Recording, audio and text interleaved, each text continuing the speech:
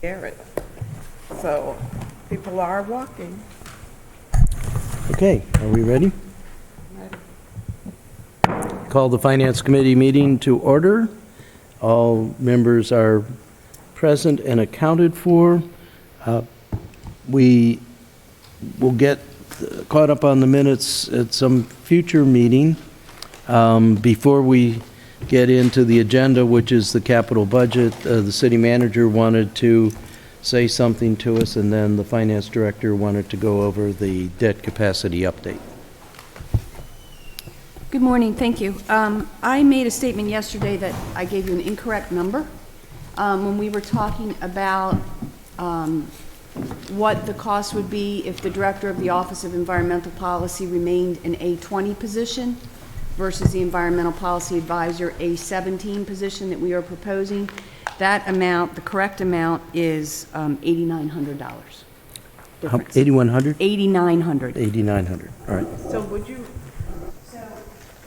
My mic is on. I'm sorry. So in the proposed budget, with the reorganization that we are proposing, the Environmental Policy Advisor position will no longer be supervisory.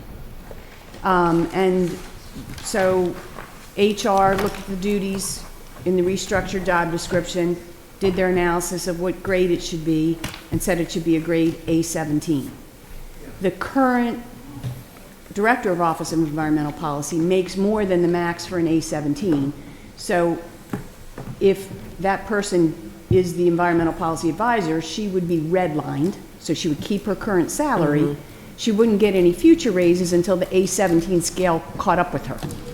So if you go with Alderman Savage's proposal to make it a department and that position remains an A20, the cost of doing that is $8,900 for just that one? for just that one position. The other thing that would change is in the mayor's proposed budget, the duties the environmental program coordinator has are all related to stormwater, so the position is funded in the watershed fund. And in Alderman Savage's proposal, he wants to make that a manager who would also be over forest conservation and all the tree regulations, which are not part of the watershed fund. So either none or only some of that salary could be charged to the watershed fund, and that's about $90,000. So that's an increase of 90,000. If it's all in the general fund, yes. And does that include the additional staffing that's, I haven't seen his So proposal, but the I other- understand that the other, he's looking for more people. The more other staff. thing that the mayor's proposed budget does is it adds a second stormwater management engineer. There's one now, it creates a second one, and it adds an office associate to manage the street sweeping program. I don't know what Alderman Savage or Alderman Arnett or Alderman Rodriguez's position is on that. My understanding is that Alderman Savage is not proposing to add a second stormwater engineer. But and I've just heard this through the rumor mill, there are additional positions being requested in his proposal, or no? No, Okay. no. He's proposing to take the existing positions in the watershed fund. He's proposing to take all of the forest conservation and tree regulations that are in Titles 17 and 21, I want to say, and take all the stormwater, grading, erosion control regulations that are in Title 21, put them all in a new title, so the code regulations do not change. The ordinance, the law is all the same. It just falls under a different title now, with a different, under its own department, with its own director, who would oversee the existing people in the watershed fund and the city forester position. Those people, though, the watershed folks and the stormwater people, are in other departments, right? They are. So under his proposal, they would move to this new department. So all of the watershed fund, all stormwater management, all grading, all erosion control, all trees would fall under the new department. So David Gerald would have, and the engineers David Jarrett would have no oversight at all on stormwater management. The Director of Planning and Zoning would have no oversight at all on forest conservation. The authority and responsibility to carry out those regulations in the code would fall under the new department director. Are there qualifications for this new position? There is a charter, I can't connect to the network, yeah. Okay. There's a charter amendment to create the director that establishes qualifications for it. I owe Rob the current job description and the proposed job description that we have for the environmental program coordinator position, which is Racine Hodo's job, that he wants to make a environmental programs manager. So you would have the director, you would have a manager, and the manager would oversee stormwater and trees. So does that mean the director wouldn't need to be qualified in, like the director of public works is an engineer? You will have to ask the sponsors Okay. of the bill that question. Okay. What was the cost of the watershed supervisor, the additional cost? If it's not in the stormwater fund, because it's 100% related to stormwater management systems, it would be $82,006. Thank you. So are we missing these pages in the CIP or what? Ross, did you provide these? No, Katie will tell us about it. Oh, okay. But first, Okay. Finance Director wants to review the handout that we got on the debt capacity update. Okay. It's in shades of green. It's from Davenport and Company. Looks like this.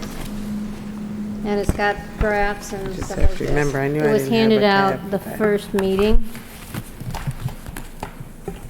as one of your handouts. And I just wanted to call your attention to it since we're starting in with the CIP. We had Davenport look at what our existing debt service is and then compare and then use that existing debt service and add to it the debt service that we would incur if we followed through with our proposed capital budget and program in the out years, issued that debt in the year that it's programmed, and the debt service on that with some very general assumptions. And where that leaves us, I think the bar graph is a useful presentation here to show you that we would really like to be at 10%. Our max is 12, and given our current debt service and the additional debt service that we would incur if we issued all the extra bonds, this is what it would look like. Right. So I just wanted to show that to you as we go through. And our policy today says, Our target is 10, our max is 12. okay, So the next page shows us the latitude under the three different levels, 10%, 11%, and 12%. The 10%, we have no room for new money, new borrowing. Maybe I should let you tell us what it means. Yeah, so that's right. So what we asked them to do is show us currently how much capacity we had at the 10% level, at the 11% level, and at the 12% level. And then to show what we are proposing in that last line at the bottom. This is a little confusing because they put all of the maximum amount in 2020, and then the out years are even. And I'm not sure that's a valid assumption to Right. make. Right. So that's why I'm not really, I won't call your attention too much to this because it's making an assumption that we would issue $3 or $13 million in the first year, and that's just not what's going to happen. So Right. I find the bar graph to be the most useful presentation here. so we're somewhere between 10 and 12. I mean, you Yes, can see on the and chart where we are. Yeah, and you can see, if you look at that that presentation they did with the 10, 11, and 12. Uh-huh. We have some capacity if we want to keep under 11. We have much more capacity if we were trying just to keep under 12. And I think this is a favorable presentation because, proposal, because you notice that in the first year of the CIP, the capital budget year, 2020, we have like $1.4 million, approximately $1.4 million of bonds, and some increases in the out years. So we probably don't move that quickly. We won't issue them as quickly as we have them in the CIP because the projects tend to be a little bit slower than they anticipate. May I? Go ahead. So looking at the chart, how realistic is this that there won't be any new debt No, accrued so this chart in, assumes, between 29 and 45? oh yeah, this will get updated as we Okay. proceed. The reason those years go down is the CIP only reaches out to 2025. Right. And so after that, a lot of our current debt is paid off, and you don't see the extra projects coming online in this presentation. Okay. So yes, that's not realistic. It would be somewhere up there where it is now. Thank you. Alderwoman Tierney? Do we have a calculation as far as how much bond capacity we can capture with each percent increase in our debt service? Maybe there's another way of asking that. So that's what this other page was supposed to do. Okay. So I'll walk you through it, Okay. but I'm not sure it's a useful assumption, and I'll show you why.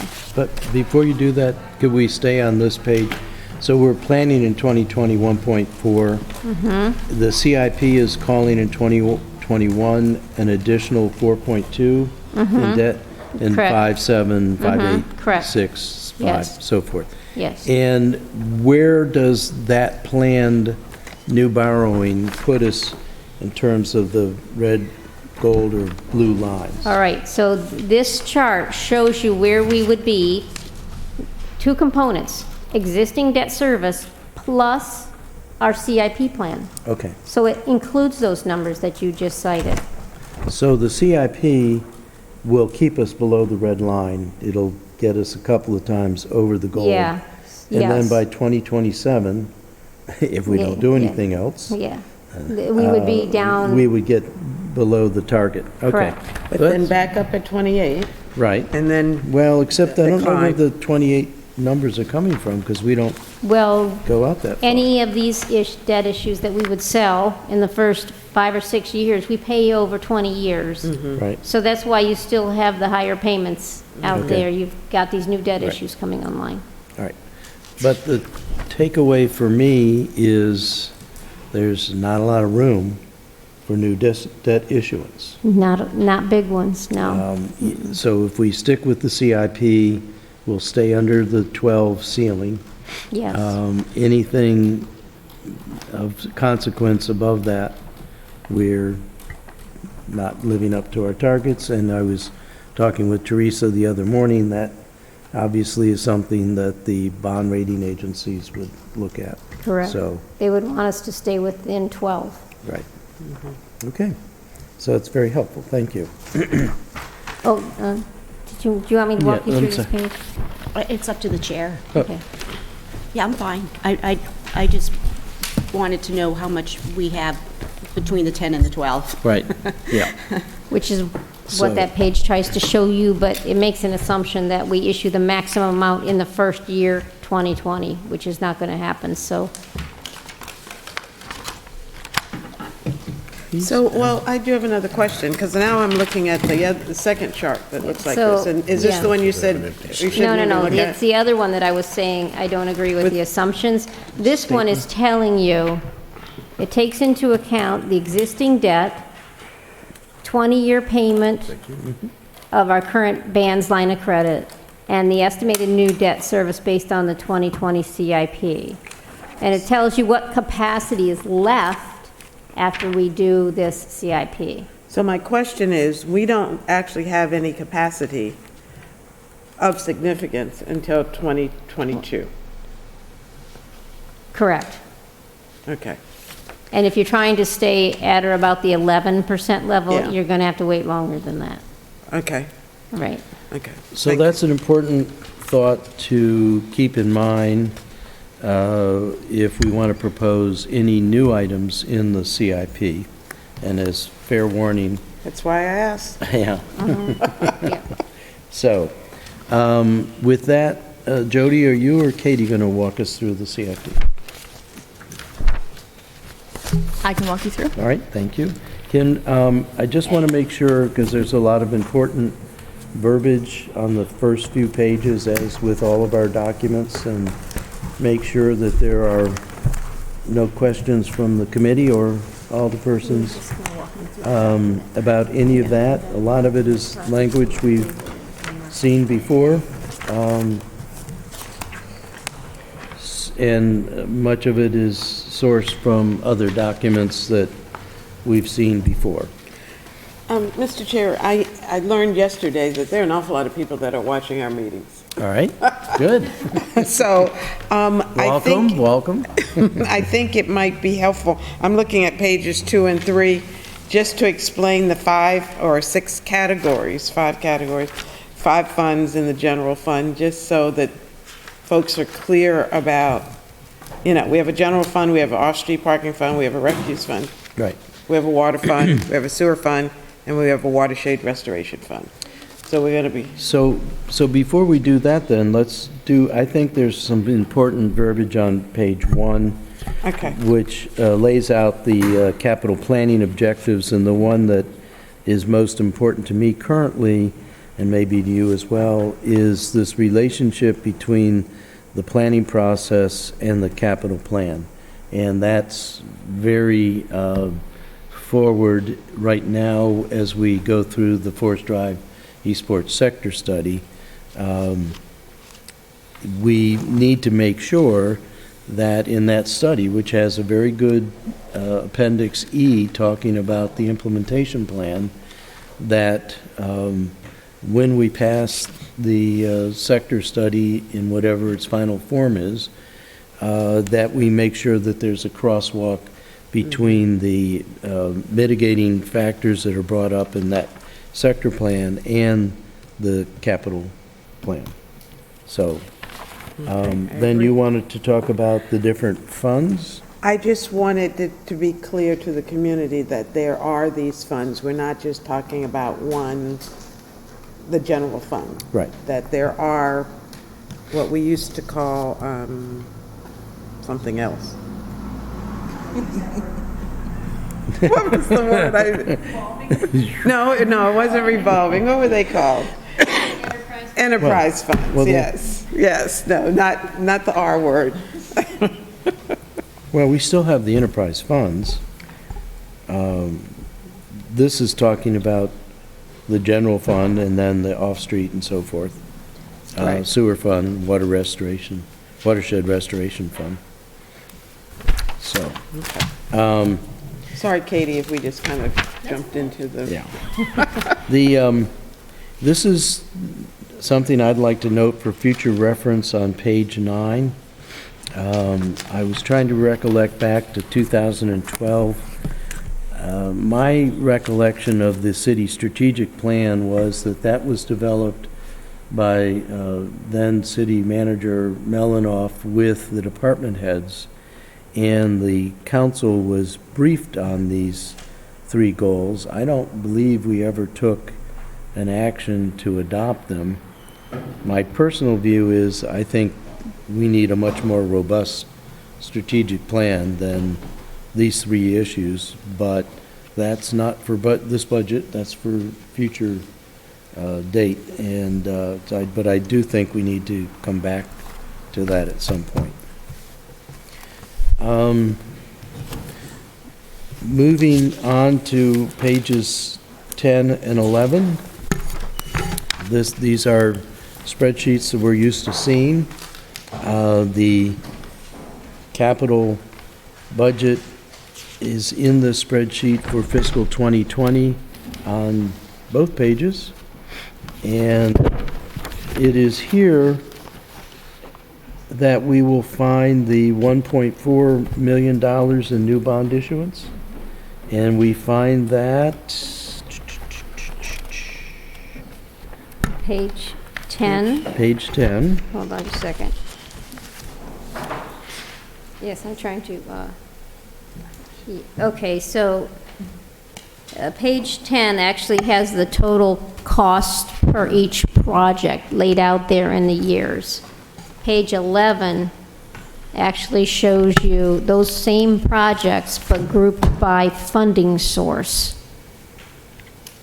So if you were, for instance, looking for the bonds that we intended to issue in FY 2020, if you're on page 11, Correct. that's in that top line under the general fund category, bonds, Correct. 1428974 in that FY 20 column. Those are the extra bonds we would intend to issue. For the general fund, but then there's a bond amount in the off-street parking. Parking, there is a bond amount. We're not doing anything for water and sewer for the next couple of years, or no bonds in the watershed restoration So projects. in terms of total bond issuance, would it not be the 1.428947 million plus the 540,000? No, because the fees paid in the parking fund will be used to pay the debt service related to parking fund projects. So that 540, we would issue those bonds, but it would be paid back with those revenues, not general fund revenues. So in that debt capacity analysis that I gave you a few minutes ago, the 1428 is just looking at general fund, tax-funded projects and our capacity there. But if we went to the bond market, Yes, we would actually be going out with for 2 million, correct, approximately. correct. Okay, you've We got would- us, I'm lost on where Right, the so two. look on I page see the 11. 1.428974. And then there's one other, if you go to off-street parking, there's 540,000. You go down to that next table, it's off-street parking fund projects. And it's Bonds of- $540,000. $540,000. Right, bonds of 540. There's no other bonds issuances that show up for 2020. But the actual bonds to the bond market for all bond issuances would be Approximately about $2 million. Right. Now, I thought I heard discussion from the city manager about the possibility of repurposing existing funds. Is this after repurposing funds that we've gotten but haven't gotten to? So we earlier in this year repurposed a significant amount of bond proceeds. Right. Those bond proceeds would be used on projects that have already been appropriated, that you would see in this prior approved column. Okay. Okay? The ones that you see in the 2020 would be additional amounts funds, issued okay. under there. Good. So it's not very much. Do we have a sense of when we're going to go out to the market for this amount? I plan to do it sometime in the fall. In the fall, okay, That'll depend on how urgent the need is. right. Okay. We have a band's line of credit outstanding right now that needs to be paid off before the spring. So it has to be, I'm planning to do it in the fall, so we can stay outside the budget process. So again, following the bouncing ball, as we've gotten advice over the years, we've gotten advice from bond counsel to go to revenue bonds. You clearly expressed your druthers not to do that anymore, and explain why, because of all the accounting, and Katie elaborated to me even more of trying to keep track of all of this. But we also had talked about over the years going to bands, bond anticipation notes, and I think I have the sense that that also is not a favored thing to do anymore. The rates are starting to climb up. Okay. So you want to lock into your long-term rates Okay. on your Perfect. projects. Very, very helpful answer, thank you. All right, now, I don't know, are we going to let David and Marcia lurk in the back of the room, or shall No, we we're ask them gonna to come have up to them the come table? up and Right. speak to You us. should come up to the table. Please come up. And we can We walk promise to through the be pages. gentle. All right, I'll ask the committee and the Alderwoman, do we want to just go through these one by one, or do you have things that you'd like to start to focus on? Sheila, I believe you did, and I know I did, do a crosswalk between last year's Right. CIP. There are a number of projects from last year's CIP that are not in this year's CIP, and that's pretty much all because the projects have been completed. But I have a crosswalk, I think you did as well, Sheila. So you won't, the projects that we're seeing for this year are different, but there's two reasons for that. One, there's three reasons. One, projects that were in the last one are completed and have dropped out. Two, there are some important wording changes to projects that were in last year's that we need to look at as we go through these. And then three, there's a whole, it's a handful of new projects. So, the committee's druthers, or Katie, do you have a logical way to lead us through? I'm fine with questions as they arise. I do want to clear up the 2 pages that you had asked about. The first is a city dock head, or city dock bulkhead. That's an existing project, prior approved appropriations, no future funding. Initially, it's the extra page. Yeah, I know, I'm trying to find, I tucked it away already. Initially, we thought that project would be completed before the end of the fiscal year, but it's not looking that way. So best practice is to put that back in because all active projects should be in the budget book. So what's remaining on that project is stormwater management. Yeah, we Yeah, I have. found it. Okay. Katie, may I ask, a portion of it is done, but not all of it? I'm not clear. Right, so the- bulkheading is done, but the stormwater is not Just the done. stormwater is remaining, yes. Okay. And then that's going to be done, David Gerald, Director of Public Works, that's going to be done with the tennis court project at Truxton Park. There wasn't space down at City Dock to do stormwater management that's required by the bulkhead. So we're going to do that out at Truxton Park, and we're doing it together with the tennis court project. So that's why it's sort of gotten held up, because that project has taken for a while to get underway. So how much is left on money-wise? On the Or is it- bulkhead, it's a $171,000. Yeah, Oh, okay. yeah. So it's paid for. The bulkhead downtown is all paid for, all done, all closed out, complete. So we And- just need to do that stormwater management that's required for that project. In and we're doing it in Truxton Park. And there's sufficient funds to complete that? Right. Okay, thanks. Right, so the tennis court project will require its own stormwater management, and that's all in that budget. The bulkhead requires some stormwater management. We're going to do it with that project, but fund it from the bulkhead funds. Okay, got it. Thank This- you. The second, I'm sorry, go ahead. When we do the final CIP book, do you have a sense of what page this will? It'll be, yes, it'd be at the beginning, right after the Burgess Good. House, if that is So it'll awarded. be page 11A. That And would it'll be the be- new page 12. It would be page 14. Oh, 14, all right. Okay. Okay. I failed alphabet in school. The second sheet of paper is for your convenience. It just compares the fiscal year 19 CIP budget book, what projects were completed, so that you will not see them in the fiscal year 20 capital book, and then also the new projects proposed for fiscal year 2020.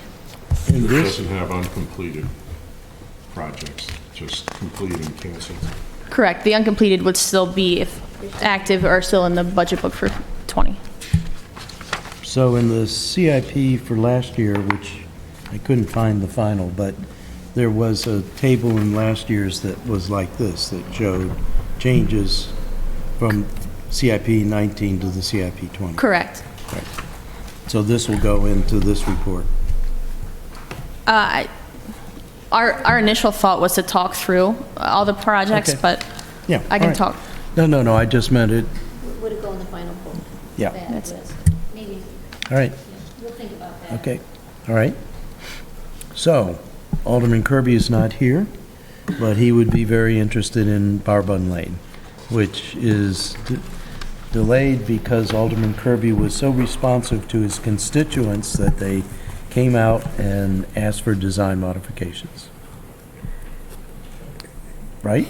So are we proposing to just work our way down the list? Or maybe I can talk Yeah, I generally think that about would be- the I think that's the best. way that these are grouped?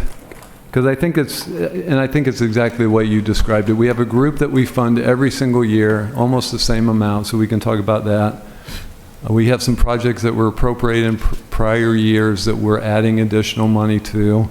And then we have some brand-new ones. And then we have some that are proposed for future funding, but not funding this year. So if I could just run through those quickly, and then I'd be happy to go back and Sure. talk about status of some of these projects like Barbud. So the annual projects that we fund every year include the city facility improvements, $350,000, that allows us to do. Can you direct us to a page? 14. Or a project number, It's maybe? it's the third line down. If you look on page 10, it's the third line down, city Right. facility improvements. And usually it's the one the ones that have lots of numbers under the project number, because we fund them year after year, and each year they get a new CIP number. So that's $350,000. We're doing work on the Taylor Avenue roof this year, as well as modifications to Eastport with the current year money. In FY20, we plan to do, most of this money ends up going to the fire stations. We're doing renovation work at Taylor Avenue and at Forest Drive in FY20 with that money. So that's $350,000. General roadways, which is... Excuse David, me for I'm- 1 minute. I just wanted to interject something. So the information he's giving you, he's going down that schedule, but if you were to look at the individual page for each project, up in Right. the upper left corner, it will tell you in these cases which sub-projects they're doing in each year, which they're planning on. And he just told you, for instance, Yeah. Taylor Avenue, Forest Drive were the two FY20 intended projects, and if you later want to look at detail, you can see that on the individual pages. Okay, but I can't find Taylor What Avenue. page? It's on page 14. It's included in city Yeah, facility it's improvements. included in the sheet for city facility improvements. Okay, right, all right. All right. And so we've listed planned projects for 20, 21, and 22 with that money. The next one is general roadways, which is just a little bit further down on this same page, on page 10. These are in alphabetical order. Also page 20. So you're aware of that. Starting last year, we started funding that at $3 million per year. We actually have a new contract going into place this year. We had to rebid it because I think it was a 5-year? Is that 6-year? Anyway, our old contract expired. It was reliable, so we rebid it, and the new contractor is the old contractor. So Reliable was the low bidder again. So we're going to have them for additional, I think it's a 5-year contract. So if I could stop you for a second, we've sort of bounced back and forth between wanting to wean ourselves off of bonds and go to pay-go, and I'm trying to go back to page 11, wherever general roadways show up. I can't find it. Are we going back to bond funding? Is that the plan? Yes, I'll answer that question. Yes, in many of these projects, we are going back to bonds. I think we talked about this during one of our earlier meetings, where because of our decline in the state income taxes, we've taken between $1 million and $2 million hit in that annual revenue. We had to back off on the pay-go funding of these projects and do bonds. I think the relevant info is here. Yes, don't it is. think I you have found to it. keep Yeah, I going know. back and forth. Right. So, that's I understand your explanation, but that's kind of a reversal of the policy that the previous council passed, and I want to check with my colleagues because we had a lot of debate, and we realized that we were going to have to suck it up in the budget by going to PAYGO, because that comes out of general funds. And so I guess I would entertain a little discussion. I take it, Jody, you're saying we don't really have any choice. That's what I'm saying. When you take that big of a hit in your revenue stream, and you have to pay for your ongoing operating costs, I don't know how many bonds we have in here that would have been formally done as PAYGO, but it's somewhere between $1 million and $2 million. We just don't have that anywhere in the operating budget. And it's appropriate to fund these things with bonds. It's just as a policy, you had wanted to go more towards the PAYGO, but if you want to do that, then we'd have to address the revenue flow again. Well, may I ask, I thought we always lived under the principle that if it's a project that is going to last for 20 years, and we don't have the money to pay cash, then it would be appropriate to use bond funding. Correct. If it's a 20-year asset, it is appropriate to use bond funding to do it. Using ongoing PAYGO to fund those kind of projects is also keeps you out of the debt market and lowers your debt service. So that's a policy decision that you have to make which way you want to go. But like I said, this year we really didn't have a choice. So when we have it and we can pay with cash, PAYGO, then we do that. But if we don't, this kind of project is the type of project you need to use bond funding for, Correct. is what I'm thinking. Well, that was that whole intergenerational equity kind of issue. If we use PAYGO, the current users of the roads, we're going to be paying for it. If we use bonds, the payments would stretch out to all the millennials who won't be using the roads. Because they're going to all be walking everywhere Right, they go. yeah, right, and bicycling. Got that. So it is a policy change. What is the sense of the council? Should we at least note this in the Finance Committee report to the council that we have changed policy back because of lack of funding to, and so for example, I don't know about you, but when I paid my state income tax this year, because of the federal revisions, I had to pay a lot more state taxes. So we may well have an unanticipated increase. I believe you're doing exactly the right budgeting. I think we should be very conservative, but it could be. So are we as a council thinking that if we do have that kind of unanticipated change, a revenue from the state, like income tax, went down, and it may well go up more than the 6.3 million we have budgeted for that source. So if we do that, would we entertain coming back and making an amendment to the CIP, or would we say we're going to figure out other ways to use that windfall? Well, I mean, my first response would be, if we get an unexpected windfall from the state, then we would want to use it to offset bond funds, bond expenditures. But we never know what happens Well, so- as far as the city business is concerned. There may be a blizzard next year that wipes out, who knows? But I would think that we would look at bond expenditures first. Well, if we have actually- a windfall. We have to do that, because the trickle down or spill down, if we have a big surplus, is half of that surplus has to go to the capital reserve fund, and the other half has a whole other set of things that it trickles down through. So we would have that capital reserve fund, so next year, we could make a policy decision that we're going to, the plan right now is to zero out the capital reserve fund we have, right? The $930,000. I don't, the capital, with this plan, the FY '20 will not deplete the capital reserve fund, but I Oh, believe in okay. 2021, if we got no more additional money into the capital reserve fund, we would deplete it. Was it 2021? We got through that? Yeah.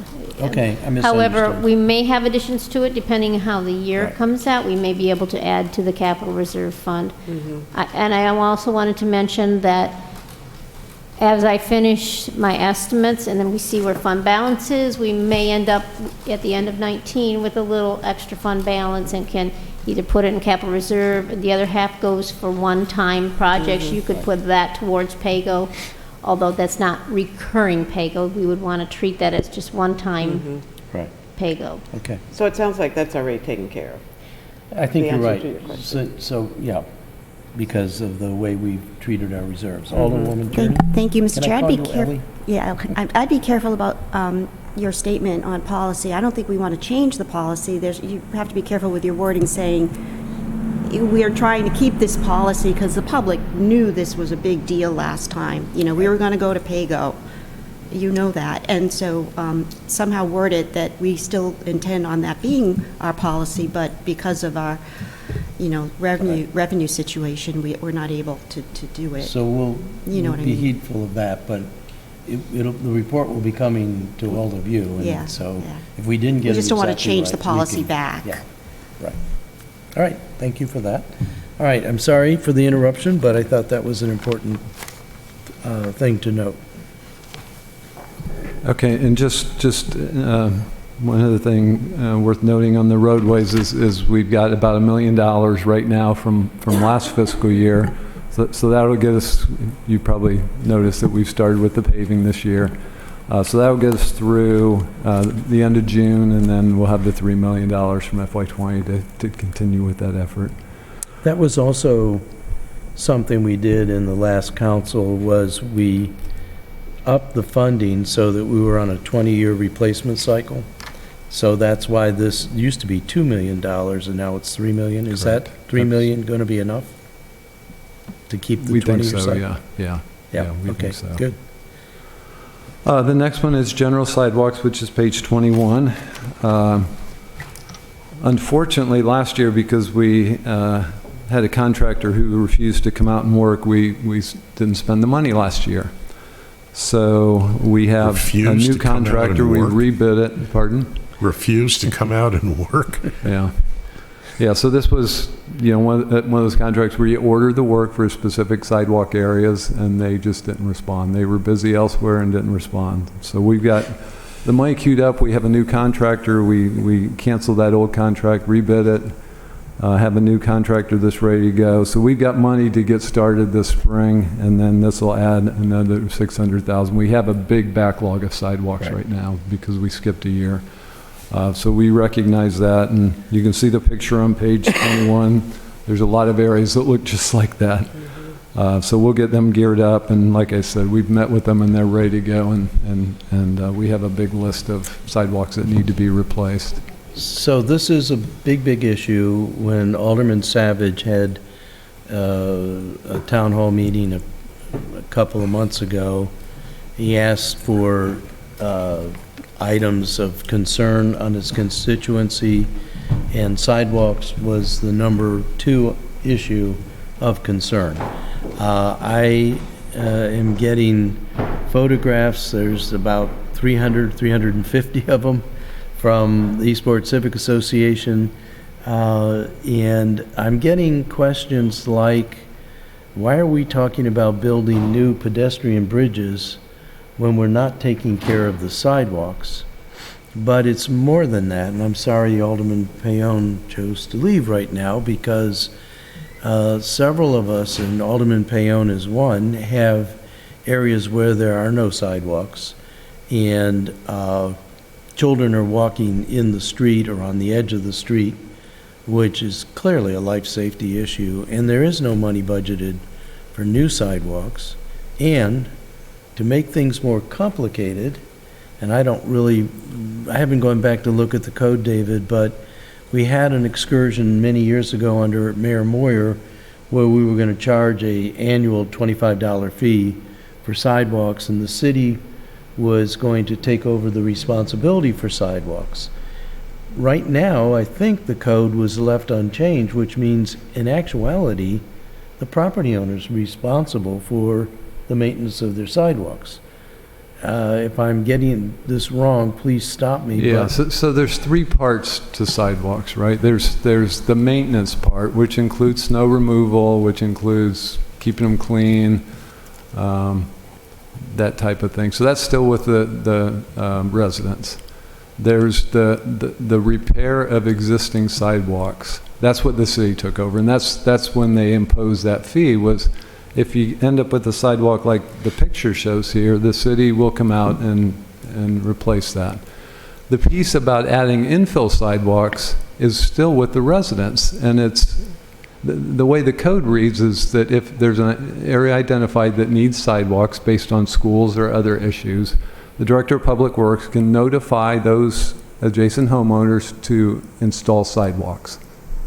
That's not something that we have decided to take on yet. I mean, maybe that's the answer, is that we start issuing those notices to the homeowners that they have to install infill sidewalks. Right. That's not what the city right now. The only thing the city took on is that replacement of existing deteriorated sections of sidewalks. So it didn't take on the infill sidewalks. And you know, that's a whole can of worms, quite frankly, because there's so many areas in the city where people want sidewalks. And Right. there's a lot of areas that they probably should have sidewalks. So it's really a policy issue of how we're going to do it. The code allows me to tell people that they have to install sidewalks. And then if they don't, then we can install them and back charge them. Right. That's the way it's written in the code right now. That's a big policy issue, because we're going to have a lot of us people, they start getting letters from me saying you have to install a sidewalk.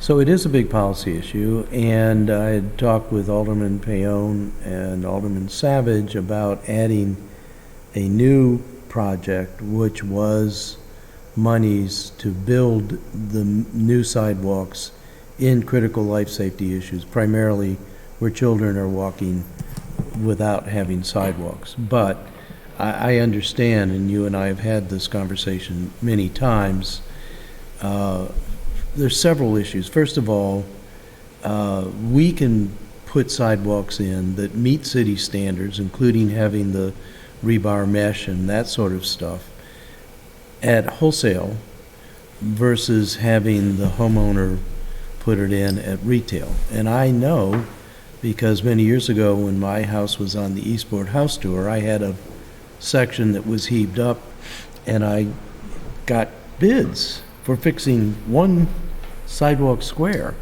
and they were all in excess of $1,000. And I had a teenage son and a sledgehammer, and so we took that heaved up section out, poured Sackcrete, and put it in. I was later advised by Frank Piva that I didn't do it according to standards, but nevertheless, nobody's tripping on it. But the point is, it's very expensive to do this. And so I do think this is a policy issue. I think we all get this. And we have a whole bunch of trip and fall cases that keeps Gary Elson up at night and busy in court all day. So I think that sidewalks is one of those expectations of residents, that they should have sidewalks, and they should have sidewalks in good repair. They don't know about the part that if they want that, they should do it. They should pay for it. They should pay for it. But there are people who can't pay for it. There are people on fixed income in older neighborhoods where a lot of these deteriorating sidewalks need to be. And this is all part of the dialogue that the council had back when we were dealing with this in the Moyer administration. I do want to put it on in the Finance Committee report with the permission of my two colleagues, because I think we need to go back to thinking about this. I think the best deal we could have ever given the citizens of Annapolis was that $25 annual fee, and that people complained about it was mystifying to me. It was the deal of the century, and it would have cost, and we would have spread the costs across the whole tax base instead of on individual property owners. So it would have had the good social justice aspects to it. but I think we do need to talk about it. We have a sidewalk master plan, and that did call for infill sidewalks, did it not? It was done umpty years ago? I'm not, you would know. Because we had primary, secondary, and tertiary sidewalks, I remember. You're right. It was a very We good did. plan. Yeah, that comes, yeah. And comes to so I mind. would recommend that, And it has a high priority areas where you really need Exactly. infill sidewalks first. so, just like with so many things, we've already done the good work to set ourselves up for this. So I would recommend after the budget and after this, we get that sidewalk master plan back out and evaluate it, and think about whether or not we want to add, because we can add projects to the CIP at any time, whether we want to add a project that goes to some kind of negotiation between the property owners, some of whom do not want sidewalks. And there's a lot of people in Fred's Ward that want their green grass to go right to the street.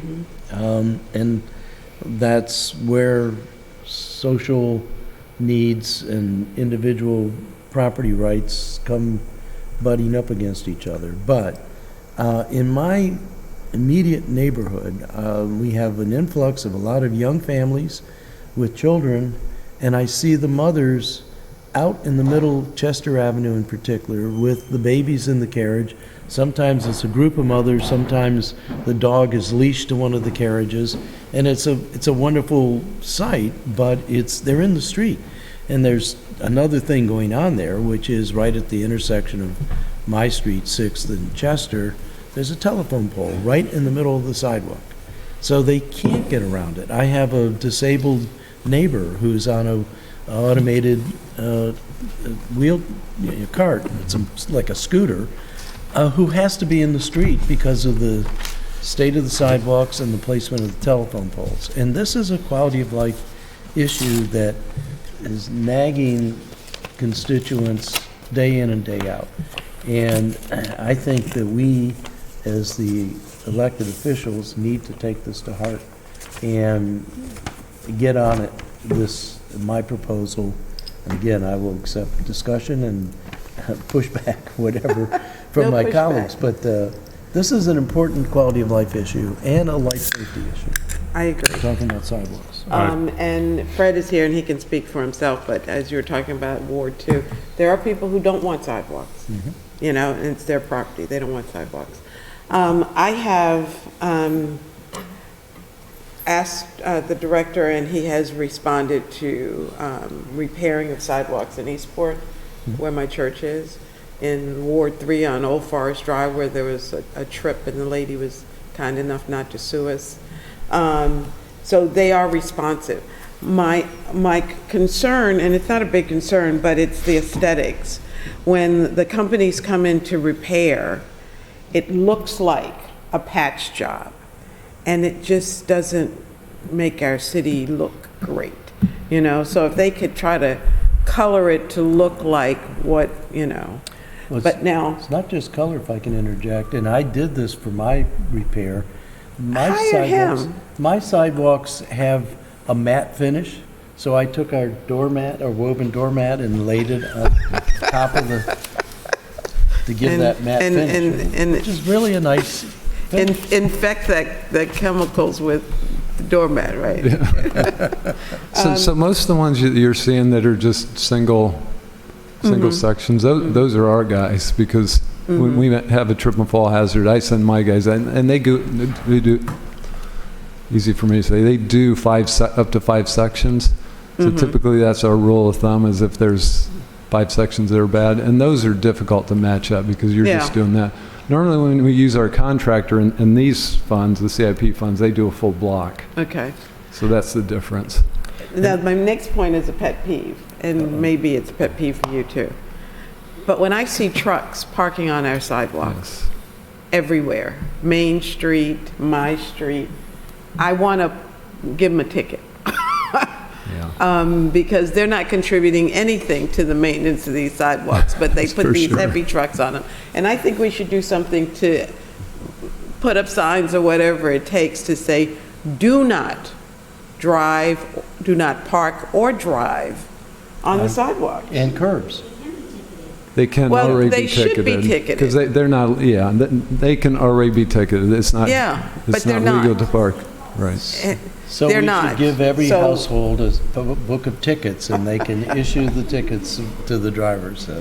But Yeah. you're absolutely right. And in fact, across the street from me, a truck pulled up on the neighbor's curb, broke it out.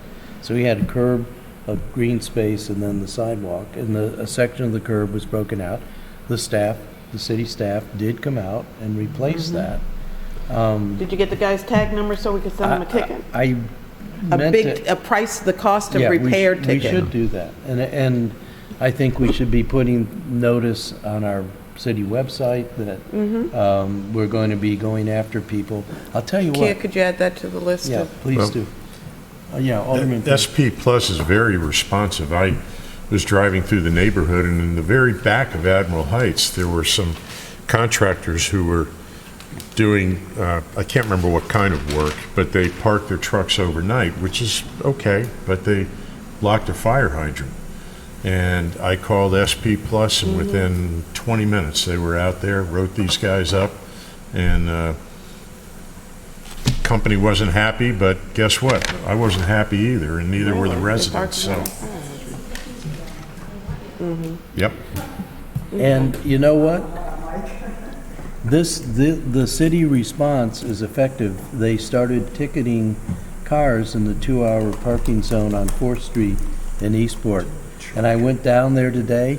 It's like a ghost town. There's nobody parked there. So just a little bit of ticketing has, the word gets out and people start obeying the rules.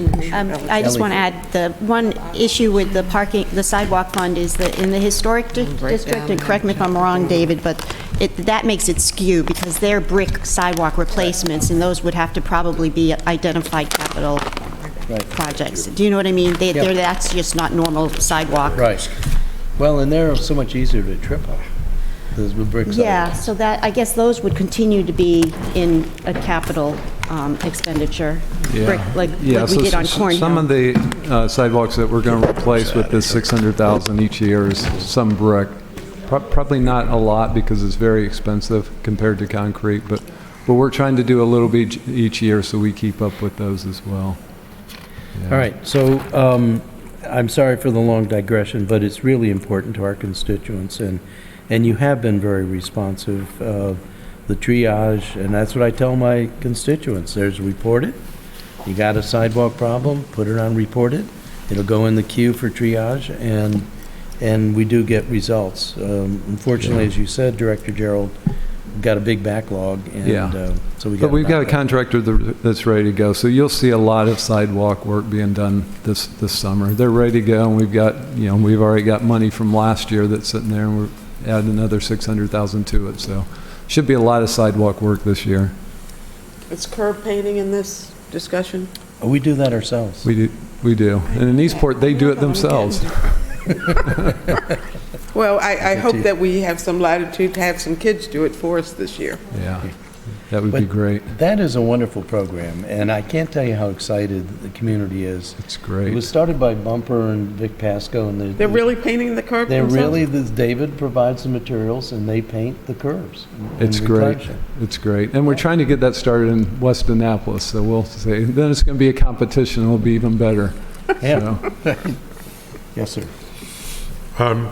What about new sidewalks? We've had a discussion online, a little bit of one. As you know, for almost since I've gotten on the council, I've been trying to get sidewalks for the kids walking home from Germantown Elementary along Cedar Park, the lower part of Cedar Park Drive. Is there any money? I mean, we have the right-of-way along most of the streets in the city, not all, but, well, maybe I should say many, and including Admiral Heights, and we don't ever seem to put in new sidewalks. Usually, developers take care of that with new and totally rehab type of projects and facilities, but, you got to, what in most other cities would be an older neighborhood, like Admiral Heights, Hell, it's almost brand new compared to other neighborhoods here in Annapolis, but that wasn't done, and it's I'm not going to say Cedar Park is a speedway, but it's Yeah, we had a little discussion of that while you were out of the room, but right now the code requires that the adjacent property owner install new sidewalks. So if we as a city determine that a new sidewalk is needed for safety purposes or for school purposes or whatever, then I have the ability to write them a letter and say, you are required to install a new sidewalk. And if they don't do it, then we can do it and charge them. So that's the way the code's written right now. As we discussed a few minutes ago, I think we need a policy discussion of whether that's the right approach for infill sidewalks. But that's the way the code is now. The city's responsible for replacing deteriorated sidewalks, but the homeowners are responsible for infill sidewalks. actually, I wouldn't mind seeing the converse of that really be true. The city be responsible for installation and individual homeowners responsible for the maintenance, and that's a position I had going back to the sidewalk tax, that the infamous sidewalk tax. But So Fred, while you were gone, we talked about this. There's a sidewalk master plan that has primary, secondary, and tertiary, and it has sidewalk areas that where we need to build new sidewalks. So we're going to get that plan back up. We're going to we'll ask for a vote from the committee, but add a discussion of this to the Finance Committee report, both for a review of the repairs, but also I had talked about the possibility of adding another project, which would be money for new projects. Director Gerald reminded that that is the responsibility of the homeowner. He can do as he just said. If it's a life safety issue, we can require them. What I'd like to do is to have in there something that would offer the services of the city contractor at wholesale price, rather than the retail price that they would have to pay if they put it in. And I think that way we can also make sure they're building it to our standards. Yeah. So, well, it seems like carrying it to the nth degree that on a place like Cedar Park, where you're talking about probably 25 lots on either side of the street, that you could almost theoretically have a patchwork of sidewalks if every individual is putting in their own. I mean, one might put it right next to the curb, another one might put it 3 feet away from the curb. They'd have to submit drawings to us. I mean, those would have to be approved by Public Works. Yeah. So we wouldn't, hopefully we wouldn't allow that to go up and then down and then up. Hey, you know, Yeah. So yeah, clearly that probably isn't the best system to use, where we go out in a true life safety issue and say, homeowner, you have to install it, right? There's a lot of people that can't afford it, and you've got all those issues. You know, the one-off issues, you pay a lot more than you do if you do a whole stretch of them, and there's a lot of but issues since the city associated with owns the that. right-of-way, what right does the homeowner really have to build on the right-of-way? I mean, in the case of Cedar Park, I think it's either a 6 or an 8 foot right-of-way. I mean, I think it's maybe a 50-foot right-of-way period, and it amounts to 6 or 8 feet on either side of the road. Yeah, I mean, the code needs to be changed, because again, you know, we can require that they Okay. build it adjacent to their property in the city right away, and does that make Well, sense? that's my job. I'll get it Yeah, done. yeah. Thank you. so you'll have Yeah, colleagues, I know Rob and I think others will want to join on that legislation. I think probably Rhonda, too. I mean, her Right. ward's terrible that Oh, way. yeah, right. But thank you, and I apologize if that was repetitious. No problem. Sorry I was gone for a few minutes. All right, so, So the next annual, and again, I'm just hitting these annual ones right now. On page 46 is the stormwater management retrofit projects. So that's the $100,000 that we've been putting toward the storm drain system to make repairs to the existing storm drains. And I think we've done that for, I don't know, the time I've been here, so the last 7 or 8 years. And then the last one's on the last page of the book, page 47, for the MS4 projects. So that will address our MS4 and TMDL requirements. That's the money that we're using to pay Greenvest to do design, build, operate, maintain. So it's another $1 million in from PAYGO, from the stormwater management or watershed management funding. Watershed Restoration Fund. There you go. Just rolled right off my tongue, didn't it? Yes. Thank you, Jared. So Greenvest has started their work. They've identified some large projects as being the first that we need to do out of the box. So we anticipate that this funding in FY20 will go for design and permitting for those first groups of projects. These are going to be projects that require a long time to permit because they're going to be working in critical areas and, you know, right next to the water and right in the water.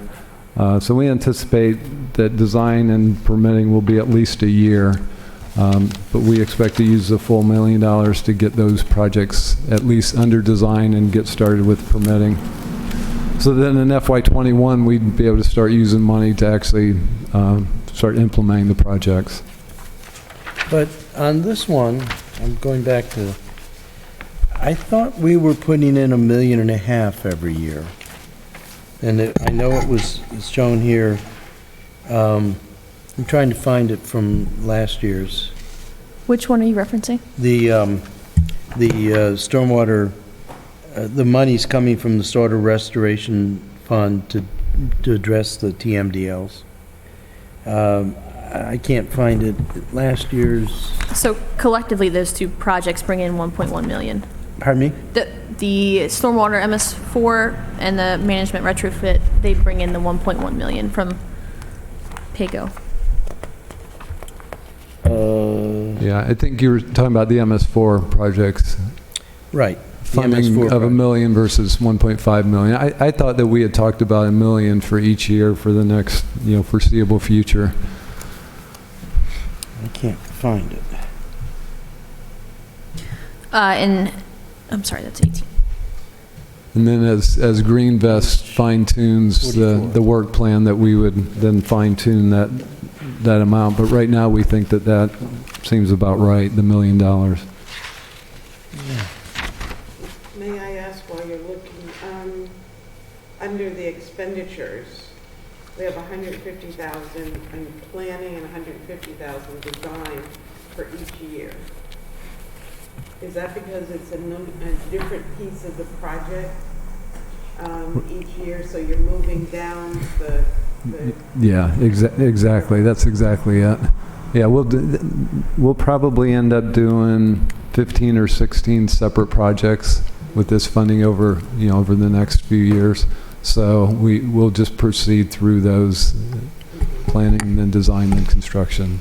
So is there a master plan for the whole Yeah. project? There is, and Greenvest. No, I know the list. Yeah, Greenvest, since we awarded the contract to them about 6 months ago, are putting together that master plan of how we're going to move through that. So that's why I said we'll be able to fine tune this $1 million per year based on that master plan as soon as that's finished and approved. Although the WIP is the bigger, overarching. The WIP actually informed that master plan that we're putting together. So URS/AECom put together the 16 projects in the WIP, Watershed Improvement Plan. So that was the starting point for Greenvest. We told them that we didn't want that cast in stone. We wanted them to look at other opportunities, and that's what they're doing. So I think some of those 16 projects will be included in this. Some of them won't be. They'll come up with other projects that they think are better and more cost efficient. But that was sort of the starting point. But some of the projects also were being done by the private sector, like They will St. be. Luke's. That's right. Yeah, So, and- so what we had planned to spend was enough to get to about 80% of the requirement, Right. expecting that the other 20%. But optimistically, we think that the percentage could be even higher than the 20% of work that's done either with grants or by NGOs, nonprofits. But a question for finance, we still don't have our fund balances, but how much money do we collect annually from the quarterly bills for the watershed improvement? Stormwater fees. Because I thought it was more than this $1 million. Well, it is, because it covers operating costs too. So it covers the, Matt Waters, the stormwater engineer. It covers the stormwater crew that works only on the storm drains. It covers some other costs. And then it, pays the general fund for all the services provided by the general fund as well. Finance and HR and IT and all of that. I know this is a question I'm going to be getting from the environmental groups. I don't know whether we're going to see a breakout of all of the monies from the stormwater restoration fee, the stormwater fee, and how it's allocated across projects. So are some of those monies here, and are some of them on the stormwater management retrofit project on page 46 and elsewhere? So it'd really be good to have an accounting of how much the fee is, and then where it's going across projects, and where it's going for construction versus planning and those sorts of things. Sure, I'll get with Jody. Thank you. I can guarantee you that that will be a question, or is a question. All right. So, are there other recurring? So that's it. Those are all the recurring ones. Then I'll move to the next category, which is existing projects that we're asking for additional money. The first one is the City Act flood mitigation, which is on page 15. So as you know, we're moving ahead with the compromise side of the flood mitigation. This funding will allow us to get started with the design for the city dock side. And we're anticipating getting a state grant to allow us to move forward with that. Still a lot of questions about what that's going to look like, especially if redevelopment moves forward. We would hope that the redevelopment would include some of this work. But the $1 million that's being requested appropriation in FY20 is for the design of the city dock side, or the Dock Street side. So I understand there's an LE fix, and is there money for that? There is, and yeah, we're moving ahead with that as well. That's temporary, but that is. Can you explain, either you or the Alderwoman, what that is? And yeah, so there's 3 storm drain inlets that are down in the first section of Dock Street. So starting at Randall, moving into the Harbor Master building, there's 3 inlets that are along the curb there. They're fairly deep inlets, so we're going to block off the storm drains there, so not allow the tidal waters to come back up through, but to handle the storm water when those are blocked off, we're going to put submersible pumps into those inlets and pump the storm water out whenever it occurs, so they'll be on a float, and so the pumps will start up whenever there's water gathering in those inlets, and it's just going to pump it up to the street and out over the side into Eagle Alley. So help me, so where will the water go? The water, So the only thing we'll be pumping is when there's a rain event, because we've got the storm drain blocked off, so the water doesn't have anywhere to go. Normally it would flow out that way, but that prevents the water from coming back up through and flooding the streets during high tides. So what we have to do then is deal with the storm water, so we're going to put submersible pumps, 10 horsepower submersible pumps, into the inlet itself, and it will pump. So again, it'll be on a float switch, and whenever the water comes up, it'll kick on and pump the water that's flowing in from storm water out into Eagle Alley. So it's just going to be those first 3 initially. It's going to be sort of a proof of concept to see how things work, and yeah. okay. I have a question for David.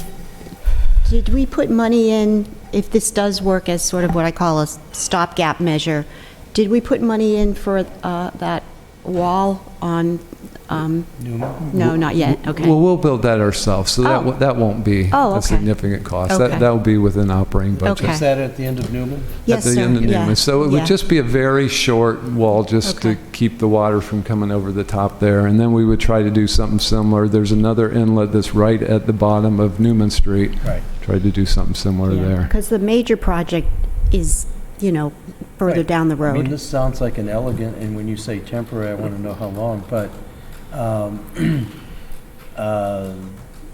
does this give us some time with this temporary solution so that we don't have to, Yeah, I think it will. And we'll see how it works. The big question mark is when we have some of these real high-intensity, short duration, whether it's going to be able to keep up with that. But yeah, during most of the normal rain events we have, I think hopefully it'll keep up. We'll see.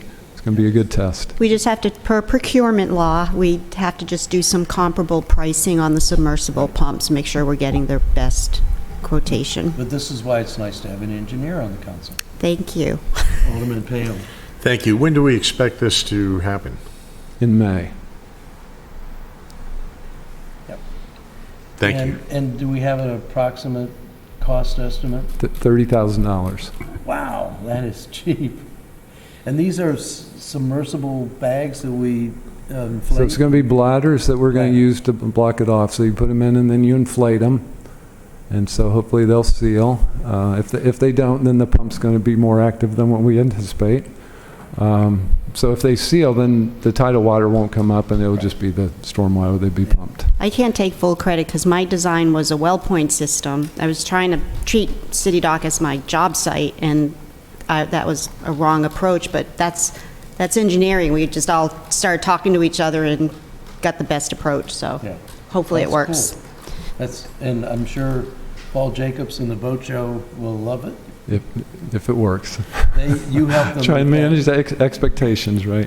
You helped them last year with that temporary fix with the gaskets and the steel plates. Yeah, so that's Just sort more of similar, elegant. right? They used a plate to do what we're doing with the bladder, Right. and then they pumped the storm water, so. Paul told me they burned up 3 pumps doing pumping, so guess we'll have to have better than Home Depot pumps. Yeah. All right, well, that's cool, but now on this, part of this grant money was to be FEMA money. Do we have any idea where we stand with that?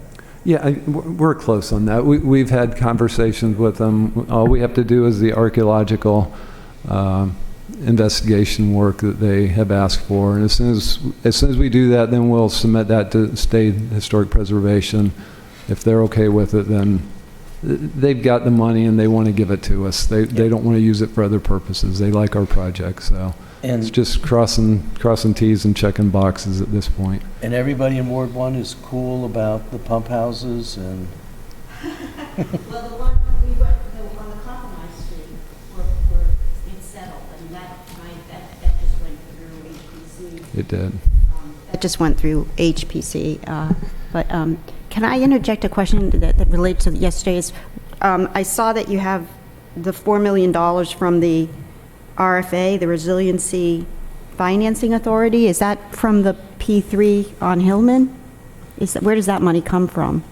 We got a briefing of that yesterday at the Environmental Matters Committee on funding for infrastructure, and where does that come from? Yeah, so that's the Dan Neese part of it, and I'm not Okay. sure I can accurately Okay, so it's explain just a it. But yeah, placeholder. but they're going to be looking at financing. It's going to be tied to Hillman somehow, but I'm not sure that each of these other projects is going to be directly tied. But Hillman is the big revenue source. So they spend money there, they get revenue back, and then some of that money, I think, will be thrown to projects like this. so when we get to the Hillman Garage, we need to talk Yeah, about that, because I'm not fully understanding the schema there, because it sounds like we're gonna go into PPP, but we're still gonna get the parking revenue, and we're gonna get stuff built on City Dock or somewhere else, and I'm just wondering, that garage is a lot more valuable than I thought it was. I'm just wondering how we spread that, but we can, but I know Woman Tierney has some questions that we talked about on that last night when we get there. I have an amendment you should have on your dais Right. when we get there. Thanks. Right. Okay, so the next existing project with additional funding is on page 29, the standard specifications. And this had always been planned to be a multi-year funded project. But just by way of update on this, we've actually decided, since Anne Arundel County is also updating their standard specs, that we're going to piggyback with them. So they've selected a consultant to do theirs. We're going to use a lot of the same standard specifications that they're producing with Gannett Fleming's the name of the firm that's going to do theirs. And then they're also going to do ours, so they can use a lot of the work that they're doing for Anne Arundel County for ours. So hopefully the cost will go down. All right. I'm sorry, I need to go back to the previous, and you don't have to go back, the money that we're getting from FEMA, or MEMA, or wherever it's coming FEMA. from. Is that a $3 million? It is. It's $3 million. So that's not even counted for at all in this? Well, That's counted for in the prior year funding, yeah, the 6 I million. think, because that in that's the going to 6 fund million? the compromise side. Okay. Correct. The 3 million, I'm sorry. You'll see in your prior approved appropriation grant column, Okay. the 6 What page is that on again? 15.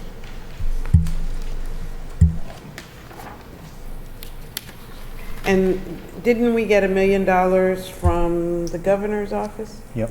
Is that somewhere in here also? Yeah, we actually got two different, we got $1 million to do the design, so that's what we're spending right now. I think we got is it 1.5 million from the state for the construction?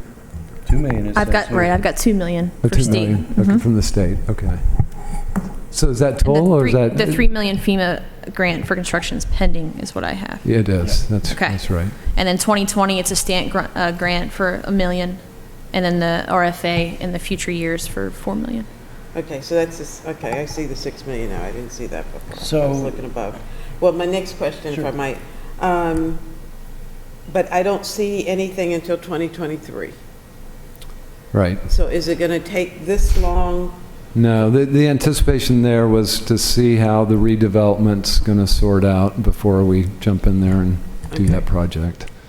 Yeah, we've got a lot of moving balls, Yeah, but, oh, go ahead. we're still flooding though, so, Yeah, okay. Well, but. Well, that's why we're we've got hoping the to do that temporary solution. Right. Hopefully that'll help. And that's going to be quite a relief. But I wanted to take a second to thank Katie and the finance staff. The CIP book is much enhanced from past years. So we've got the changes from prior section, and then on this one, we have that note about breaking out the funding.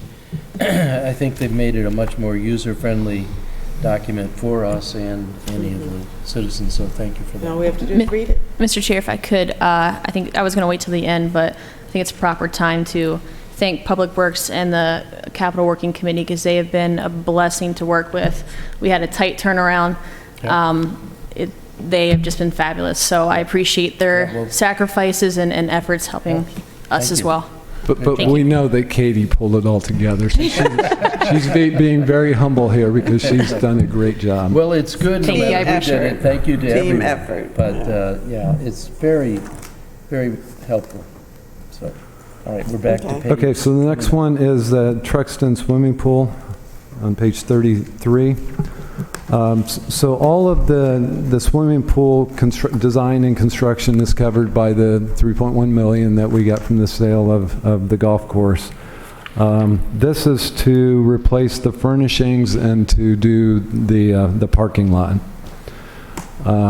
We also have the opportunity to add the bubble as well.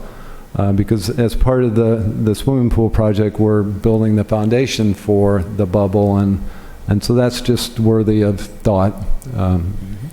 So just the That could be fixtures? added, or that could be added at any time in the future. But that's another extra that may be considered in the future.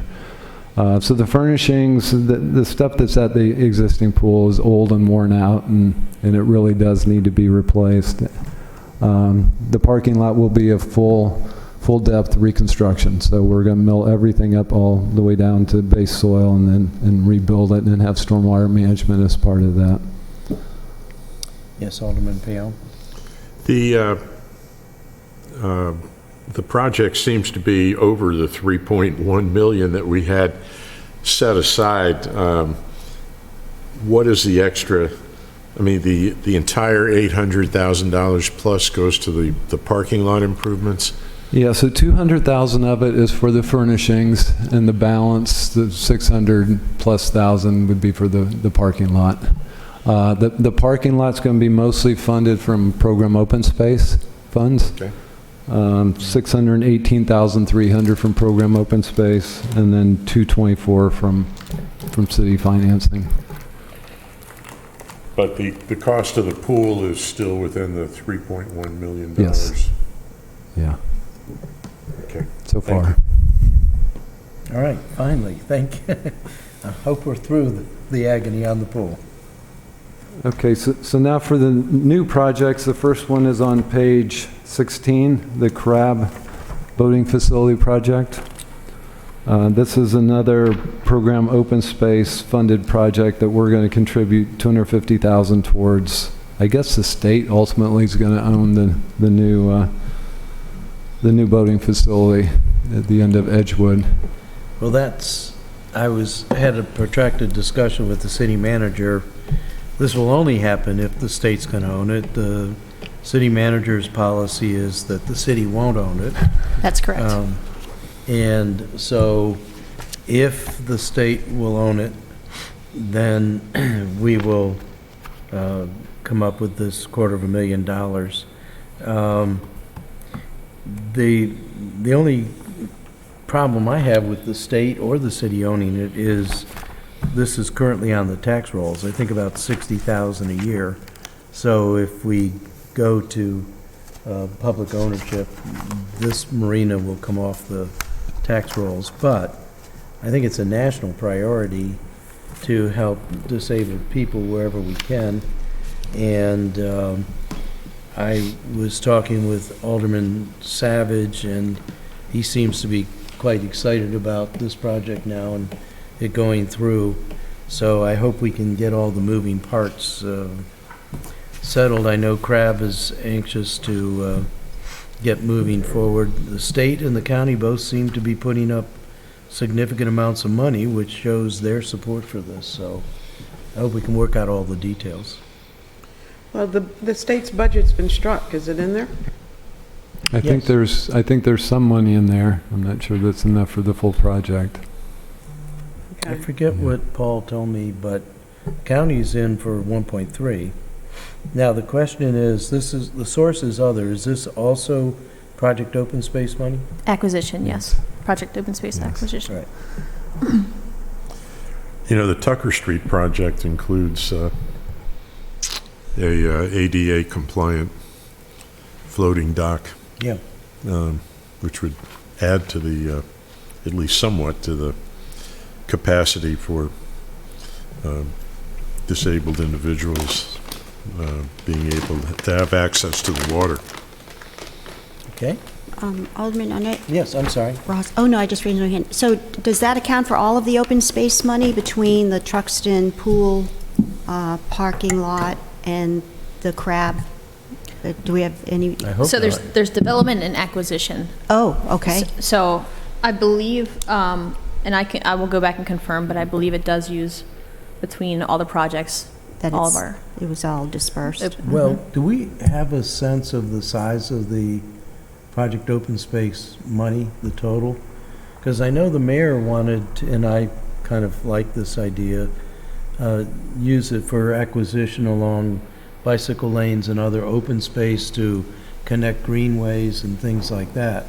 So I had the sense that this money might be in competition with that kind of acquisition. So the amount we have is always sort of a mystery because the county controls it, even though it's ours in principle, and it gets doled out in spurts. So we need to get a sense, if we could, Sure. for the council, what the amount is and then How it's- the intended allocation of sure. Project Open Space. Thank you. If you could put that on the parking lot, Takia, that would be good. Get an accounting for the Project Open Space and the plans for using it. All right, so that's Crab. Okay, the next one is the hiker-biker path, page 22. Okay. So this is a discussion that we're having with the Naval Academy and State Highway to put a bike path along 450 through Naval Academy property right there by the swimming pool. So it'll tie, you know, there's a bike path coming off the bridge, and then it terminates on that Shazam, section of it's road. gone. It's gone. Yep. And things get real tight there. So it's to continue that bike path all the way around to Annapolis Street. So this is just the first tranche of money to do the planning and look at the real estate, what that's going to take, and And it says all PAYGO. Where's that PAYGO coming from? Is that out of one of the city? I'll let finance answer that. We're on page 22, and I'm looking at the funding source, which is PAYGO. Correct. Where are the PAYGO funds coming from? This is general fund. It's coming out of the general fund. Correct.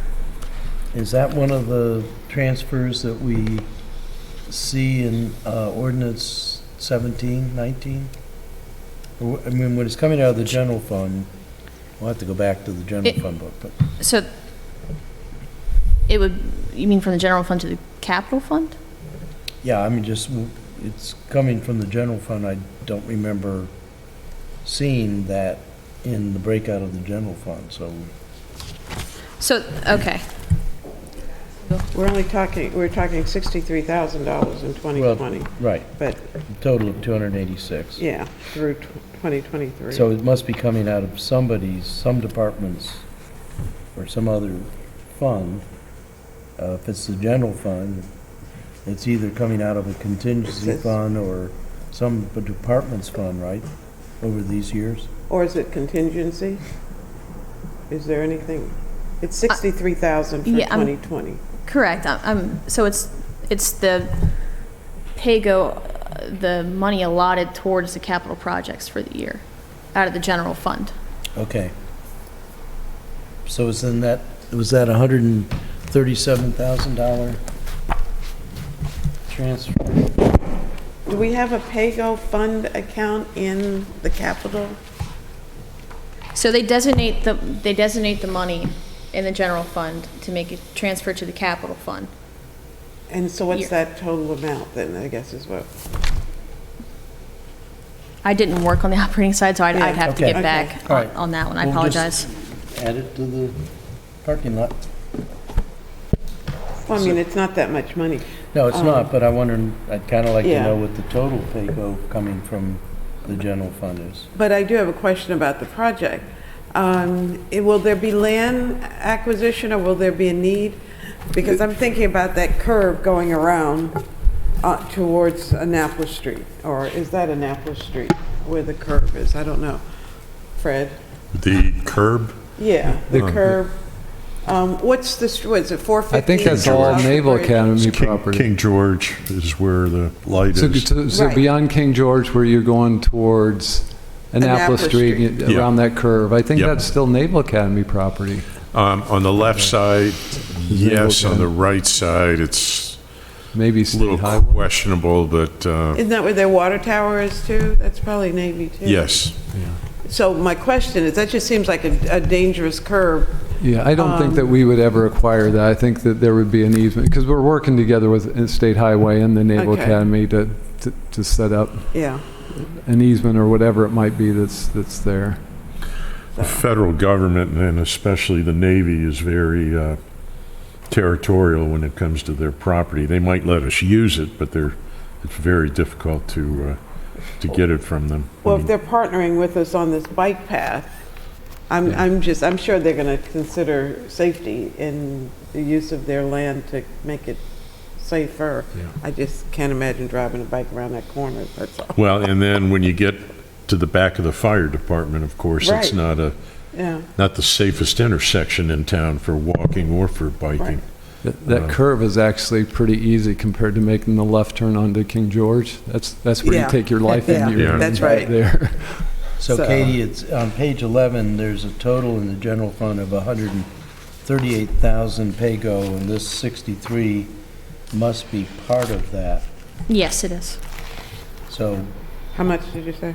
138,000 pay-go in 2020 for the general fund from page 11. Okay. And this is 63 of that. Correct. So Yeah, we probably can go through page by page and figure out where the, okay, I think I was confused by your question. So yeah, so this is, yes, part of the 138 coming from the general fund designated for these capital projects with PAYGO money. so I guess the concomitant question is, where's the remainder of the 138? Is it showing up elsewhere here in the CIP? Yes. Yeah, so everything that you see on page 11 is a breakdown of every single project within the CIP book. Okay. All right. Okay. So the next one is the traffic signal at Gibraltar, which is page 31. And this is just simply a contribution towards that new traffic signal that's going to be installed on West Street at Gibraltar. The county's also paying part of it, and the developer's paying part of it. So our contribution's $75,000. The And again, that's PAYGO as well, so that's part of the, Oh, another part of pay. because that's the other tranche of it. Same question I had previously for this intersection. When might we see the light? Oh, it's Rhonda's project. It's going to be soon. Yeah, and we're She's not not doing. here. I'm asking yeah, for her. We're not doing the project, so I'm not really sure what the timing is for that. They've already done some of the prep work for it, realigned the curbs, and that was paid for by Monarch. So I don't know when the That signal is will go in. It just seems like this has really been a long time in coming, but Well, it's actually a four-part negotiation between the state, the county, the city, and the developer. But my question on the light is, will this be fully compatible with all of our other smart I'm sure it lights? will be. Yeah, I'm So sure. it's less money, I think, in total than. just Well, not I the think 400. others are donating more than our 75,000. I think we're just I know giving our a piece of They it. are. Yeah. Yeah. All right. So while we're on that, the page before that, page 30, is this traffic signal rehab. We're not actually asking for any additional money on that, but just an update on that. This was a two-part project. The first part was to do an assessment of all the traffic signals and to start in a phased way rehabilitating those and looking for opportunities to tie signals together in a coordinated way, as Alderman Arnett has long been a proponent of. And then the second part was the new signal at Dock Street and Randall. So that's been put on hold, so we're going to go ahead and repurpose some of the money that was for that construction to do the assessment and to start the rehab process. So I think you've been talking to GTE, or is that streetlights? Lamp? BGE? Yeah. Yeah, we're going to do the LED retrofit for all of our So that's streetlights. different than signal lights. Right. So so my concept, and I asked for 8 lights to be put in here. My concept was that we would make all the streets coming down Bay Ridge and Chesapeake and 6th Street and Compromise, and there's some others going out Hilltop, the same smart lights that we have on Forest Drive. Is this a move in that direction? It is, yeah. So we're going to look at those opportunities when we do the assessment. We're going to assess the whole system, which ones are so old that they need to be replaced right now, and how Once we have to light the candles every. Yeah, right, and how we might tie them together to make them Yeah. smarter. I think that's going to be so good because, I mean, as you know, sidewalks are the number 2 squawk, traffic is the number 1 squawk. Yeah. And if we can have smart lights letting people pass when there's a backup, and also when we have Blue Angels and we're in the emergency situation, I Yeah. think we could get a lot of much more happy citizenry. And I think this is also consistent with what's discussed in the Forest Drive sector plan, where one of the mitigations for traffic is this much more broadly coordinated. Because Eastport has two ways to get out of Dodge. One is across the bridge through the city, and the other is out to Forest Drive. Yep. And if we can get all these lights linked up and smartened up, it'll be a good thing. Yeah. And Spa Road to Taylor, Yeah, you're right. you all have of this. another Yeah, option. but it still takes you to Forest Drive. Yeah, part of the way. Yeah. Right. Okay. And I assume this is three tranches of big dollars. How many lights are we thinking the 671, the 499, and 498 will address? Well, I think that looks at all of them and then at least replaces the oldest ones in the system. Okay. And it may grow as we're doing the assessment. Okay, the next one that's new funding in FY20, new project with new funding in FY20. The last one is the page 38, the parking access control management system. So this is to replace the entry and exit systems at Knighton Garage, Gott's Garage, and then Larkin Street surface parking. Not going to do Hillman, even though the picture that's on the sheet is Hillman, because of the hope that that will be replaced at some time in the relatively near future. This is going to be paid out of parking revenues.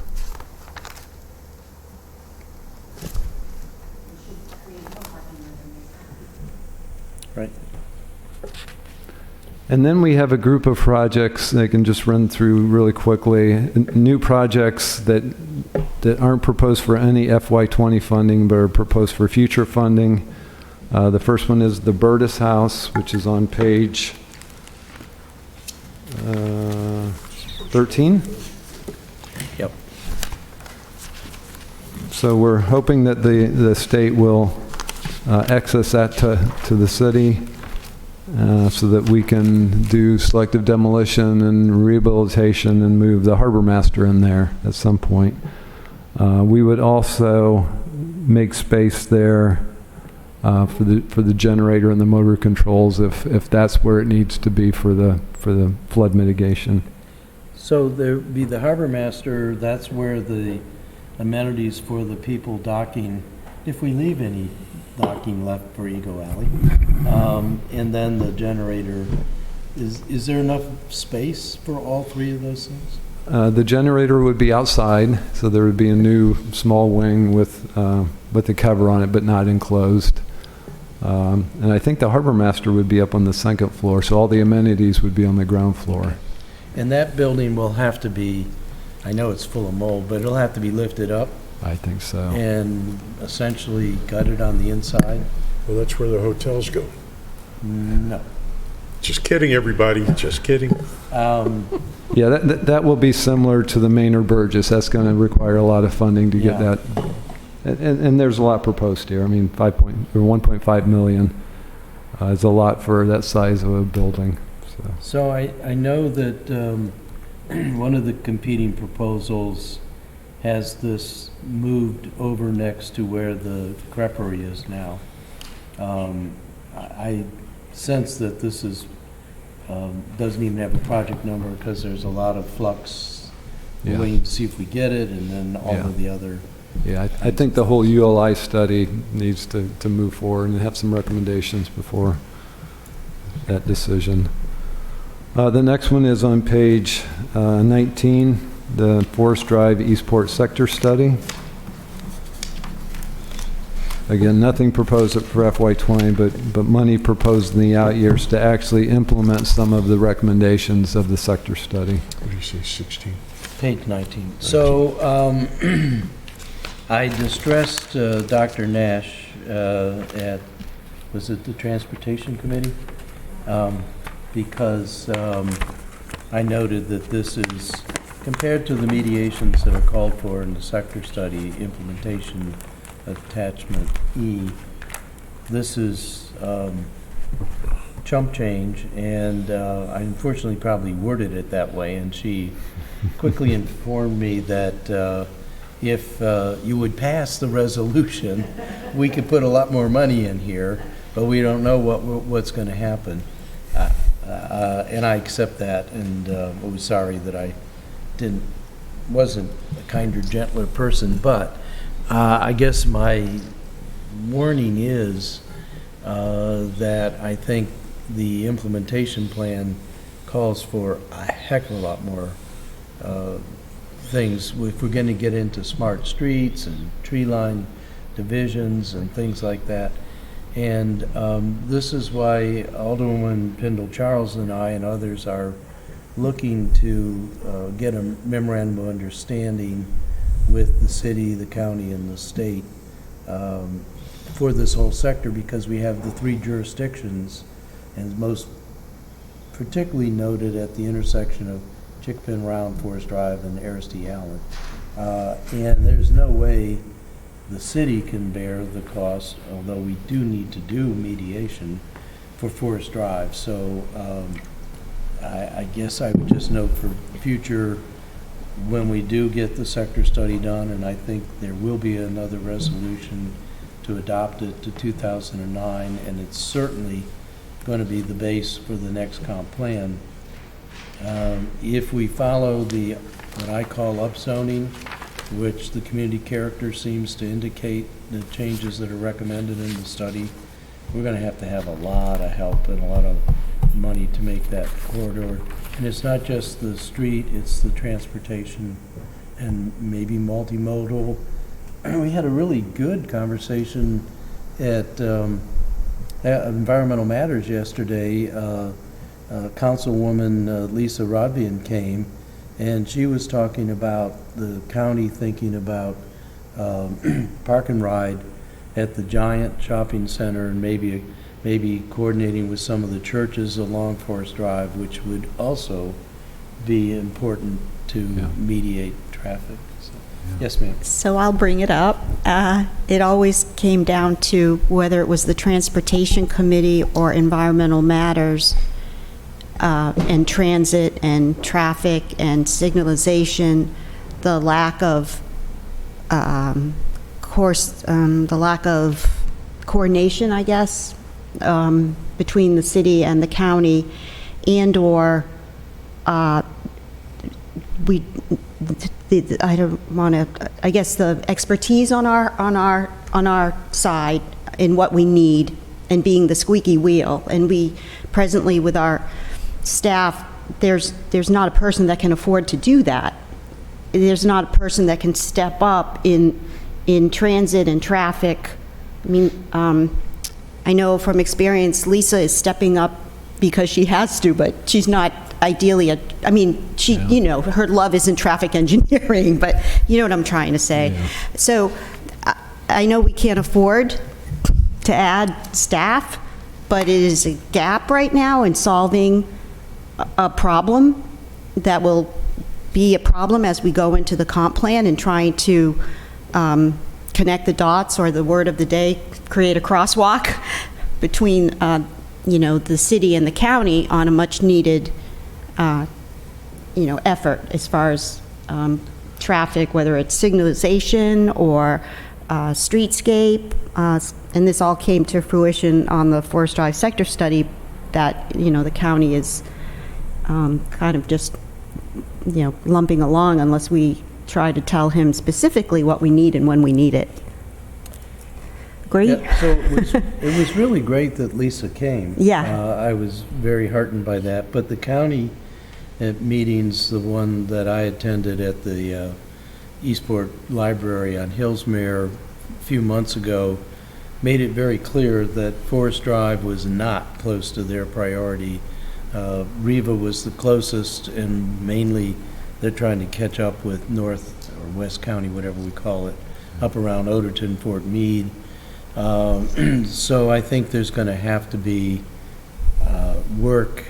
And I noticed that Gavin is talking about reestablishing the Capital City Commission, which is the mayor, the county executive, the governor, the speaker and the president, and usually it was chaired by the president of St. John's, where if we can get that going again, thorny issues like this can get thrashed out and I think expedited a lot better.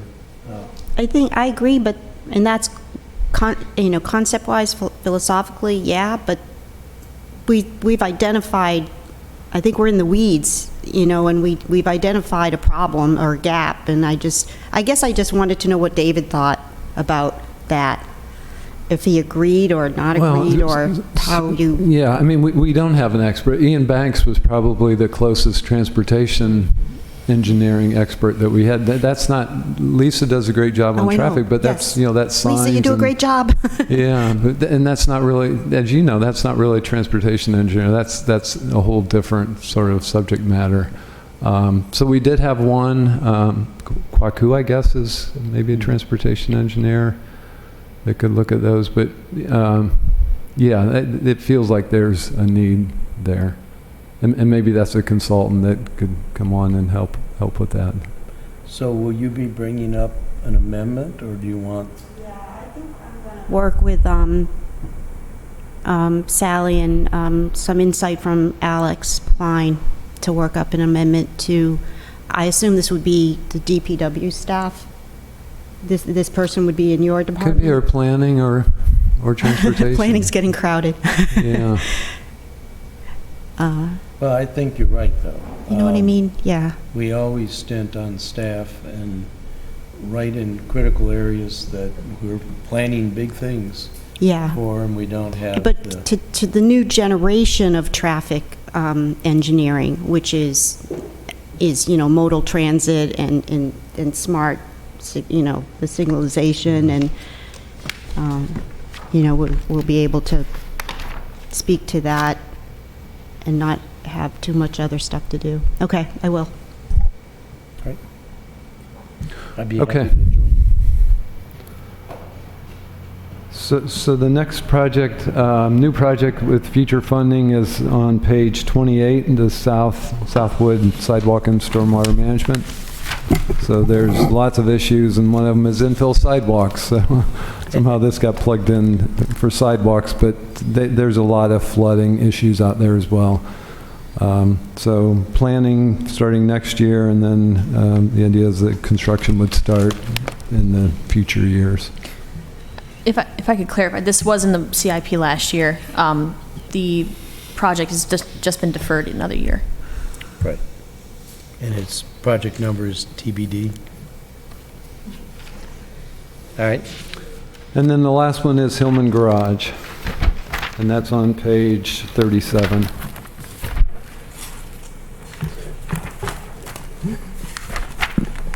So the proposal is that we expand from 450 spaces in the current garage up to 700 spaces, funded by the Resilience Financing Authority to the tune of a total of about $25 million.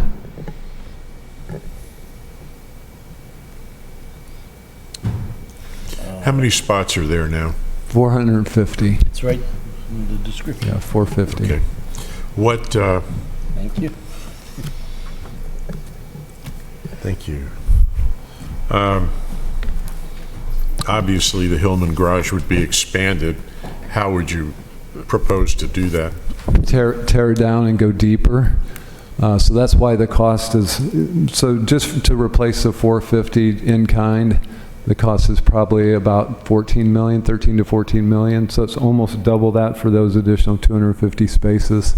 That's because you have to go down. So I for those assume we spaces. would be going down maybe 8 or 10 feet and maybe going up 5 or 6 feet? Well, That's an it's insignificant- not easy to go up because of the height that's- limitations. That's why I was suggesting a rather modest height raise at the top, maybe 4 or 5 feet. I think this something like that. envisions just going down, Just going deeper, down. so probably 2 stories I below. am not.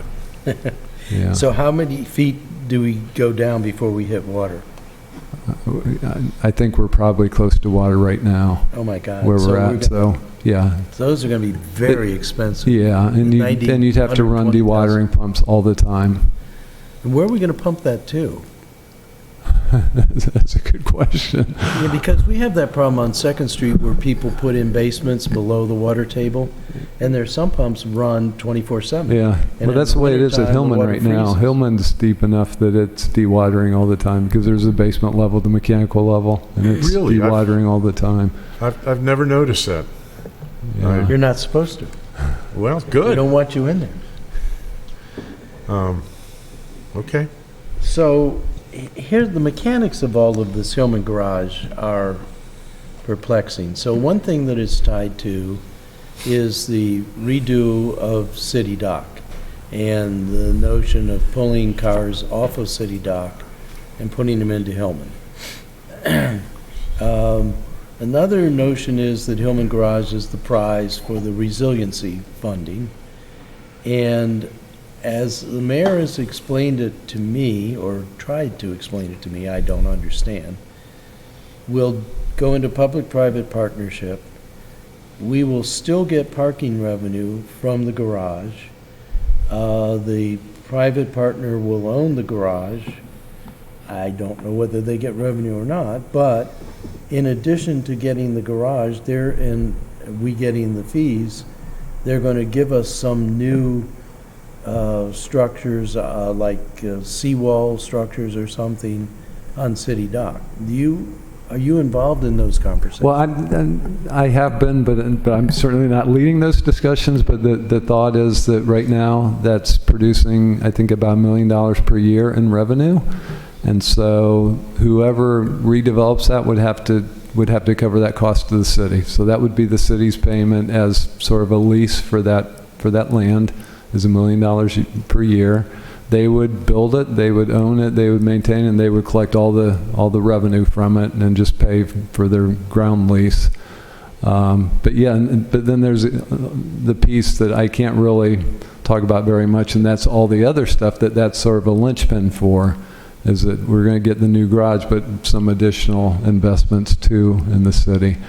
I know that when I've talked to the mayor, this project is sort of the linchpin for everything, Yeah. because we're not even going to move forward with the Main Street, let alone the Dock Street redevelopment, because we've got to get this additional parking. And once we have the additional parking, then maybe we can do some things on Main Street to take some of the parking out, and certainly down at Dock Street to remove some of that parking, but you got to have Hillman Garage rebuilt first. So, Ellie, correct me if I'm wrong, but one of the things I thought I heard we would get from the private partner is some sea level rise enhancements down at City Dock. You've been involved with Sarah Phillips over the years, and we have to figure out, if they're going to do a levy, which I think they're doing, how we connect from their levee across to the Eastbrook Bridge.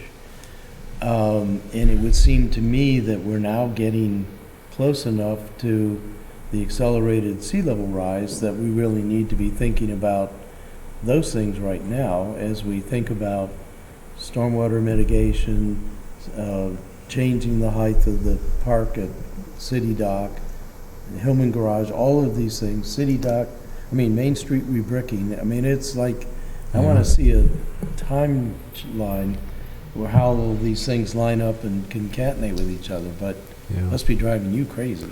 Yeah, and we talk to the Naval Academy all the time, and it's sort of a misconception to think that they're ahead of us, because they're not.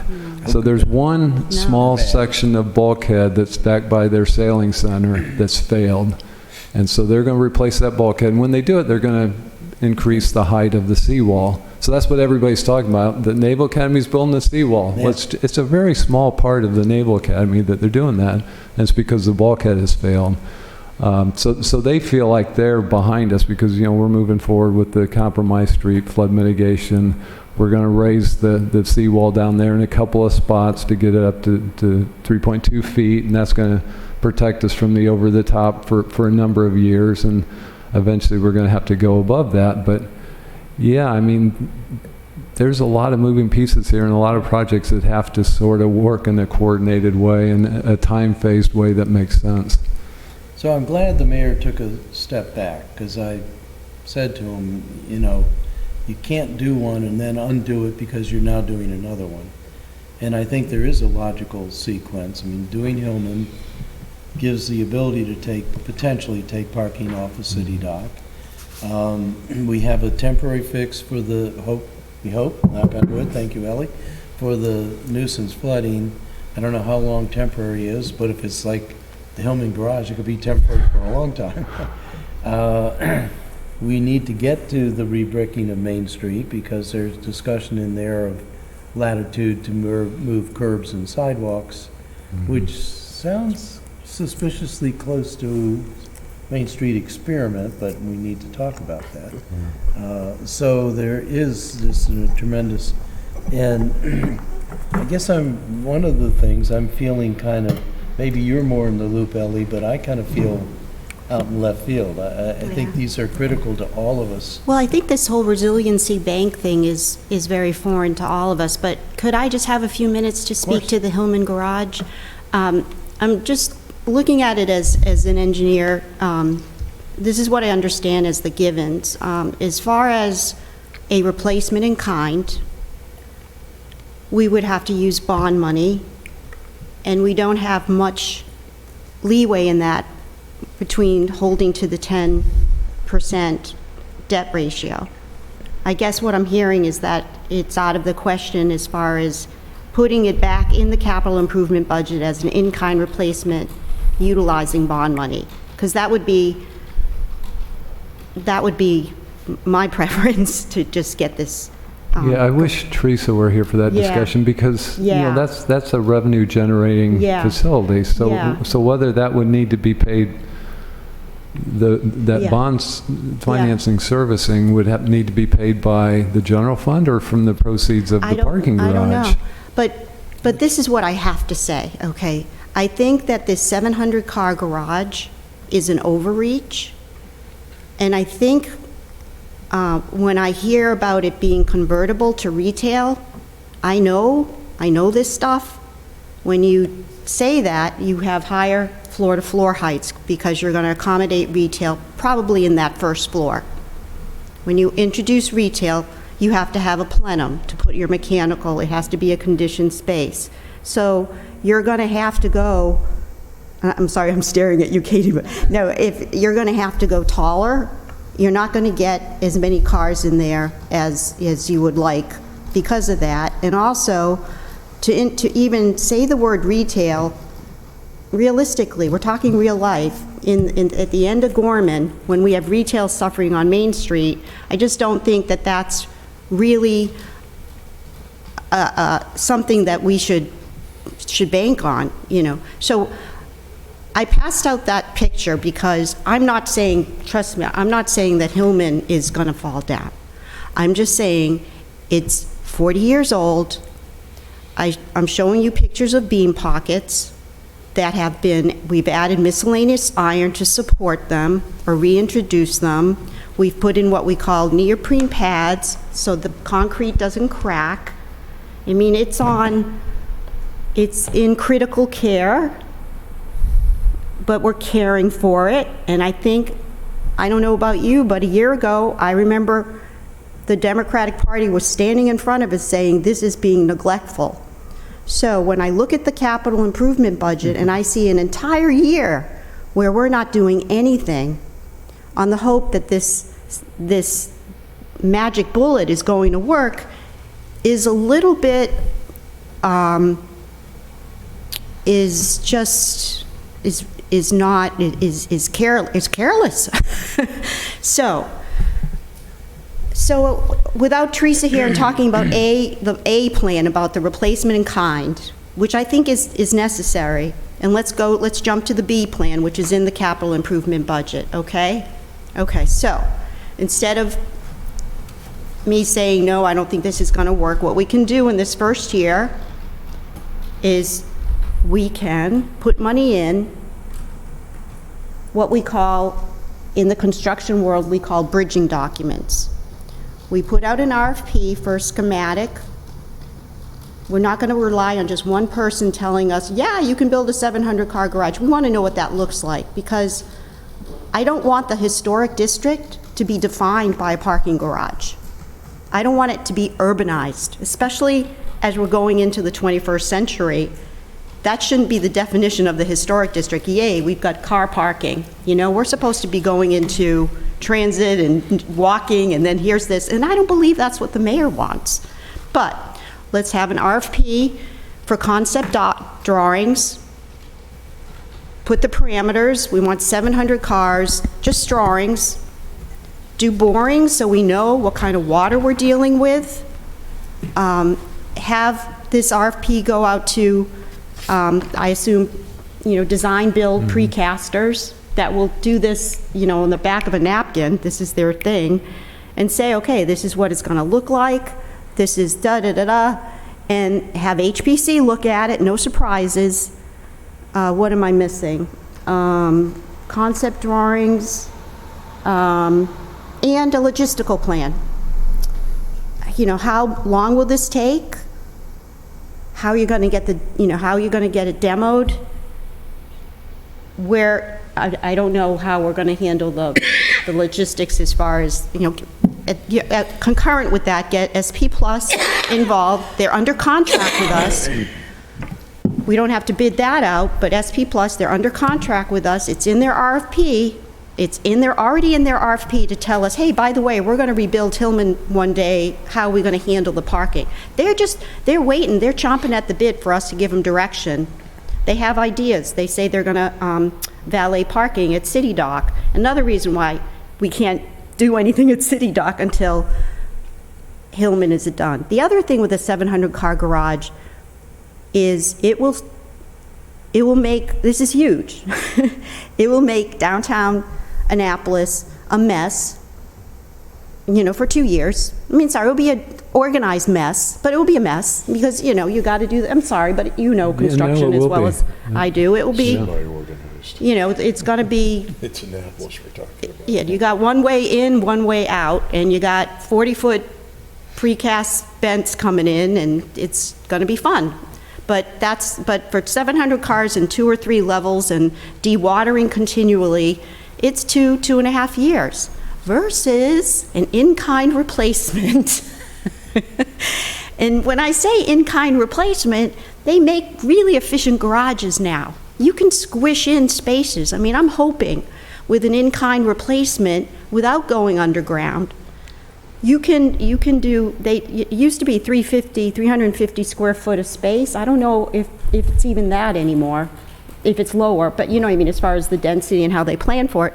But you can have an electric car station, you can have an Uber stop, you know, just to get back into the 20, and then if we become carless, we have a heck of a lot of surface parking that can then turn into green space. But again, I don't want to be a naysayer. I'm just saying it's to be, you know, to know project planning. We just don't want to gamble a whole year and hope that this P3 person will say, okay, here's the garage, this is how we're going to finance it, and then we find out all this stuff isn't going to work. So we have to be smart about it. If this is the way we want to go, and pull some money into this year's budget to do the bridging documents. And then what you do, Ross, is then you hand those documents to the P3 guy. Right.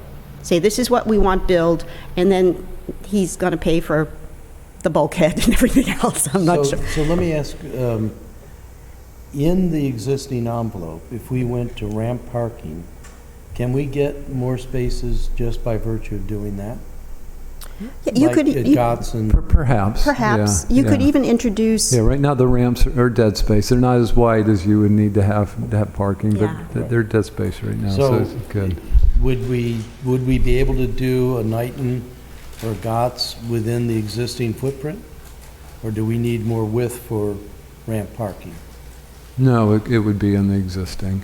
You would What? just it would be in the existing. You would just reconfigure the way the floors are laid Because out. I tell you, what we're gonna do with all of that continuously pumping water is a non-trivial matter to me. I mean, we're either gonna be putting it in to the storm drains and running it Yeah. down to the bladders Yeah. or something, Yeah. but just the amount from one basement on Second Street is a considerable Yeah. amount of water. well, and the other, you can't have both. You can't have both. It sounds so good on paper that we're going to take all of the parking off of City Dock and put it in the garage.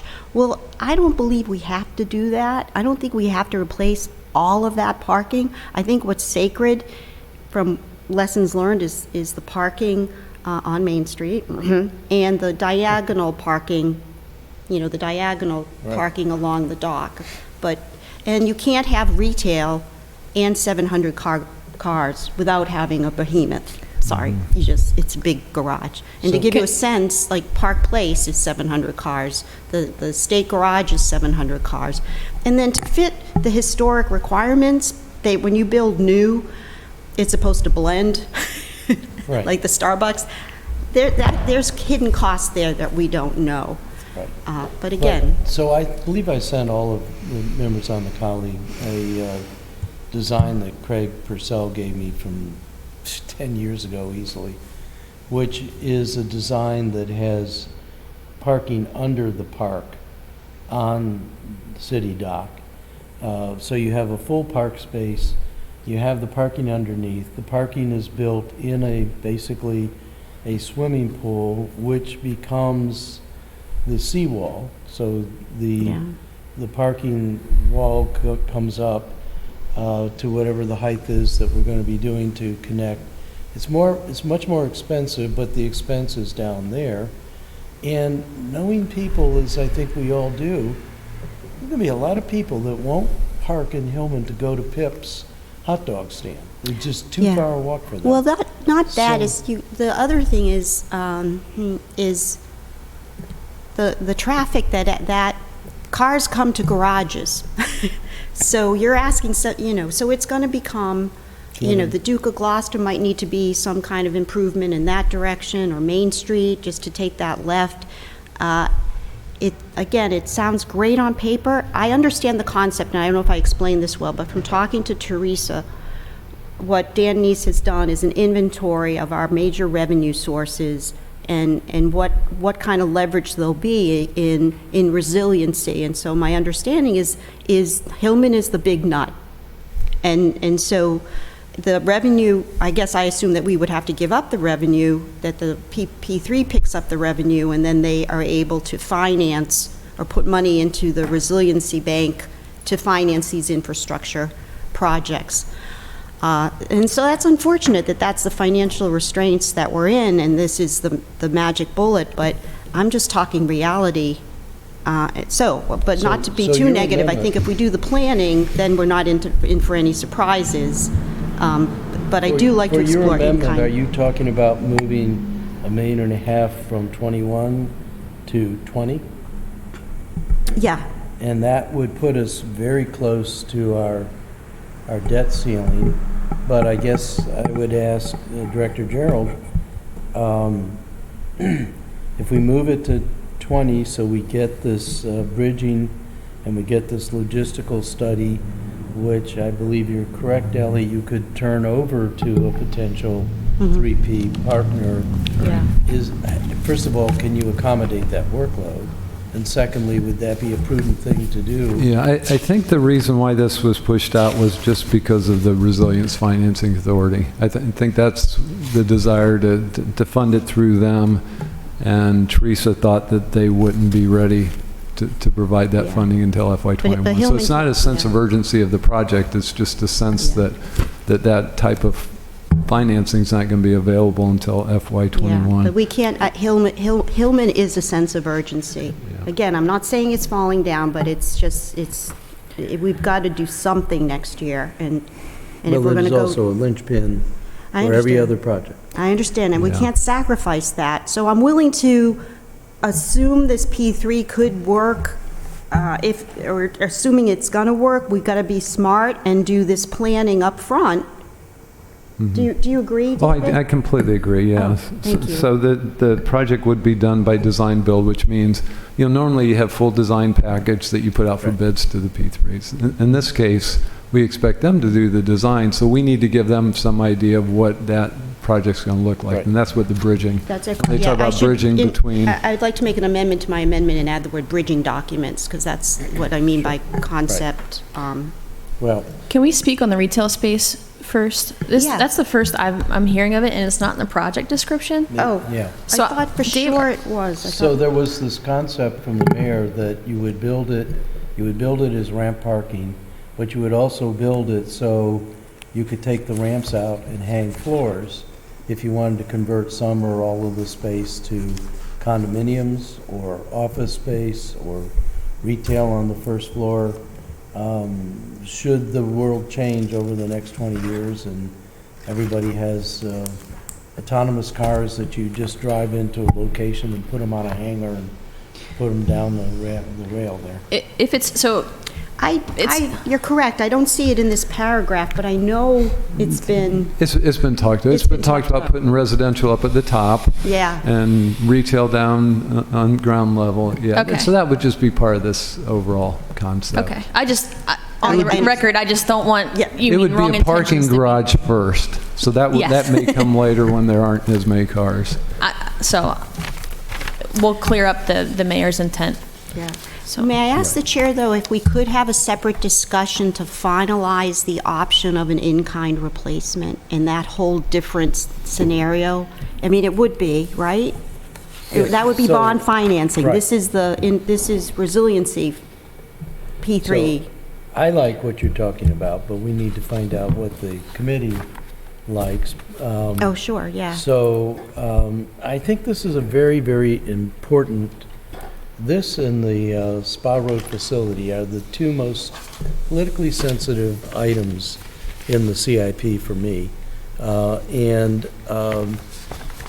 I guess I want to get a sense, Ally has laid out her notion of having two-track alternatives. One is to go for the 700-car garage. Another is to build back in kind, which could be either within the envelope or exactly in kind, with floors of parking rather than ramps of parking.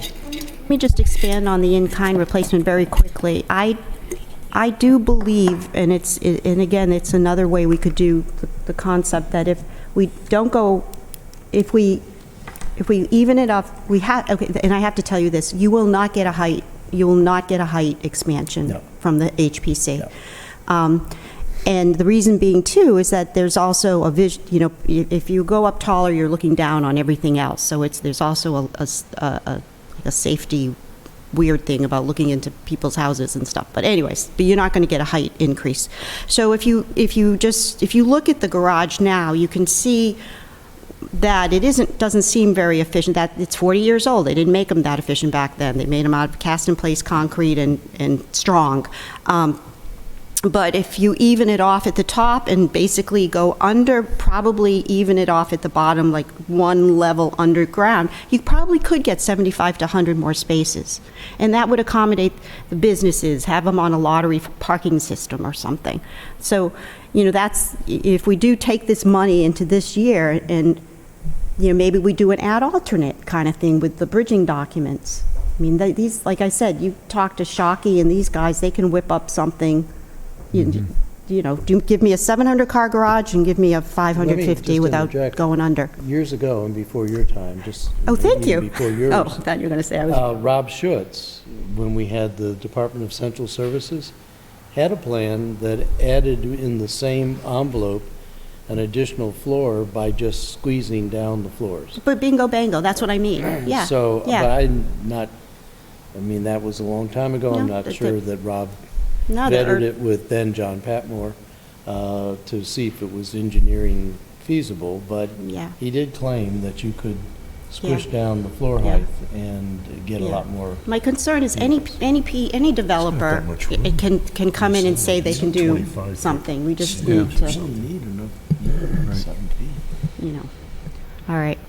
All right, so, committee. Ellie is making a proposal, actually kind of two proposals, that we start the work sooner, that this planning work is something that could be turned over to a PPP. It would be done at our expense. Maybe they could reimburse it. You had some specifics about bridge documents and logistical plan.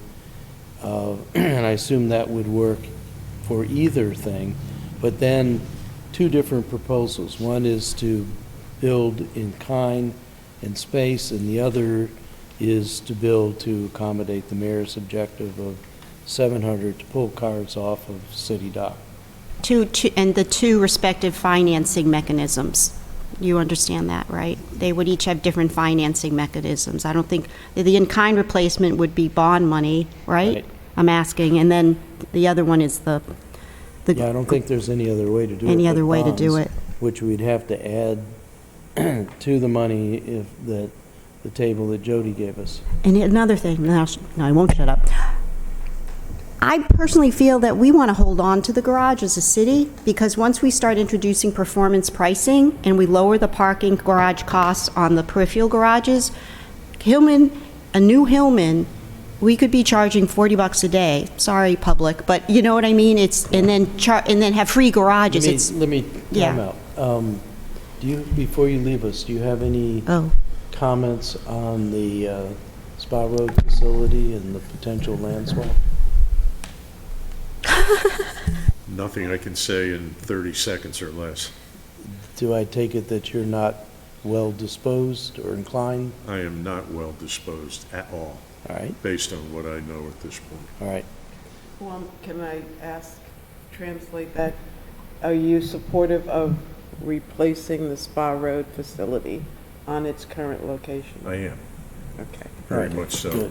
And I'm not supportive of losing Weems Whalen Field and spending the money it would cost for the projects connected with moving the Public Works facility Okay. to I would, out there, and yeah, there are lots of reasons. okay, I would associate myself with those remarks. I would also. Okay. Done. So, thank you for that before you leave. Ellie, I guess, and I'll ask the committee members, could you rewrite, I like the sound of your proposal, and we can bring it back up at another finance committee meeting. There's a lot to digest there, but I would also ask Director Gerald if you're now forewarned that we may be talking about that. So we certainly need your input to guide us, so we're not going off on political idealism, but we may be talking about rewriting this project, and it may be a bifold Right. project, two different directions to go. would you be receptive to me running that past you in more Yeah, detail? yeah, we should work together, see what we think Yeah. that cost would be too of the, Of the bridging document? yeah, I'm not sure if the 1.5 million is the right number. That seems kind of big for a bridging document, but we can talk about that. I was going to say. That was just a number that Right. was already Yeah, in that's here. not, It it's would be like, counterproductive not to have them, you know, Oh, right in the absolutely. middle of everything, so. yeah, no, absolutely. Because they're not doing anything else. Oh, right? yeah, right. They're looking for work over there, I'm quite sure. All right. Thank you, May I- everybody. I'd like to add, I would prefer that we have Teresa with us, Jody with us, but not, that you're not doing the job. They are privy to absolutely. conversations that I have not been in, so yeah. I think it's But good. also Dan Neese, because we're talking a lot of what-ifs. Yeah. And I'd like Yeah. to hear what the actual probability of any of this coming to fruition. And here's what from him. Teresa told me a couple mornings ago, is she thinks that it's going to be at least a year before Dan has that financing authority in place. Well, that's a long time. So that means we should be talking about what we could be doing in the interim. Exactly. But I think we definitely need him in the room to tell us also. And he said he wanted, at the Environmental Matters, he said he wanted to be meeting with each of us one-on-one quickly. And he said he was going to start with Environmental Matters, but he also, next step was Finance Committee. So, all right, so if you can do that for us, and we'll put it back on the agenda for reconsideration. Do like a white paper. Is there any gray area that No, I think okay, it's, just I like expand the- on it then? We really should have options, and Yeah. this is so critical. Yeah, And it, not only is it critical to the planning for future infrastructure, it's critical to the quality of life and the amenities of downtown. And building a big garage all in one place is going to be a focus for traffic. Everybody's going to come to Hillman first before they go to Gotts and Knighton. We have more than enough parking in the city. We just don't have people getting to the parking. yeah. in the Eric right Evans wrote a places. great column the other day So, about that. All right. Thank you. Is that, are you good with that, Sheila? Yeah. Yeah, good. All right, so, we have other projects still. Okay, so I'll run through. So the remaining projects are ones that we're not asking for additional money. They're just previously appropriated projects that I could provide an update on those if you'd like. Yes. Okay, Barbud, it's under design. We're currently about 10% design. We're running into some of the issues that you spoke of, where we're proposing to put curbs and sidewalks on a street that doesn't have them. Some people love the idea, some people don't love the idea, so we're trying to work through that. We're also going to have a lot of stormwater, not only quality purposes, but also conveyance to get it out of the neighborhood because they have flooding. So what is the right way to do it? Are curbs the right thing to do?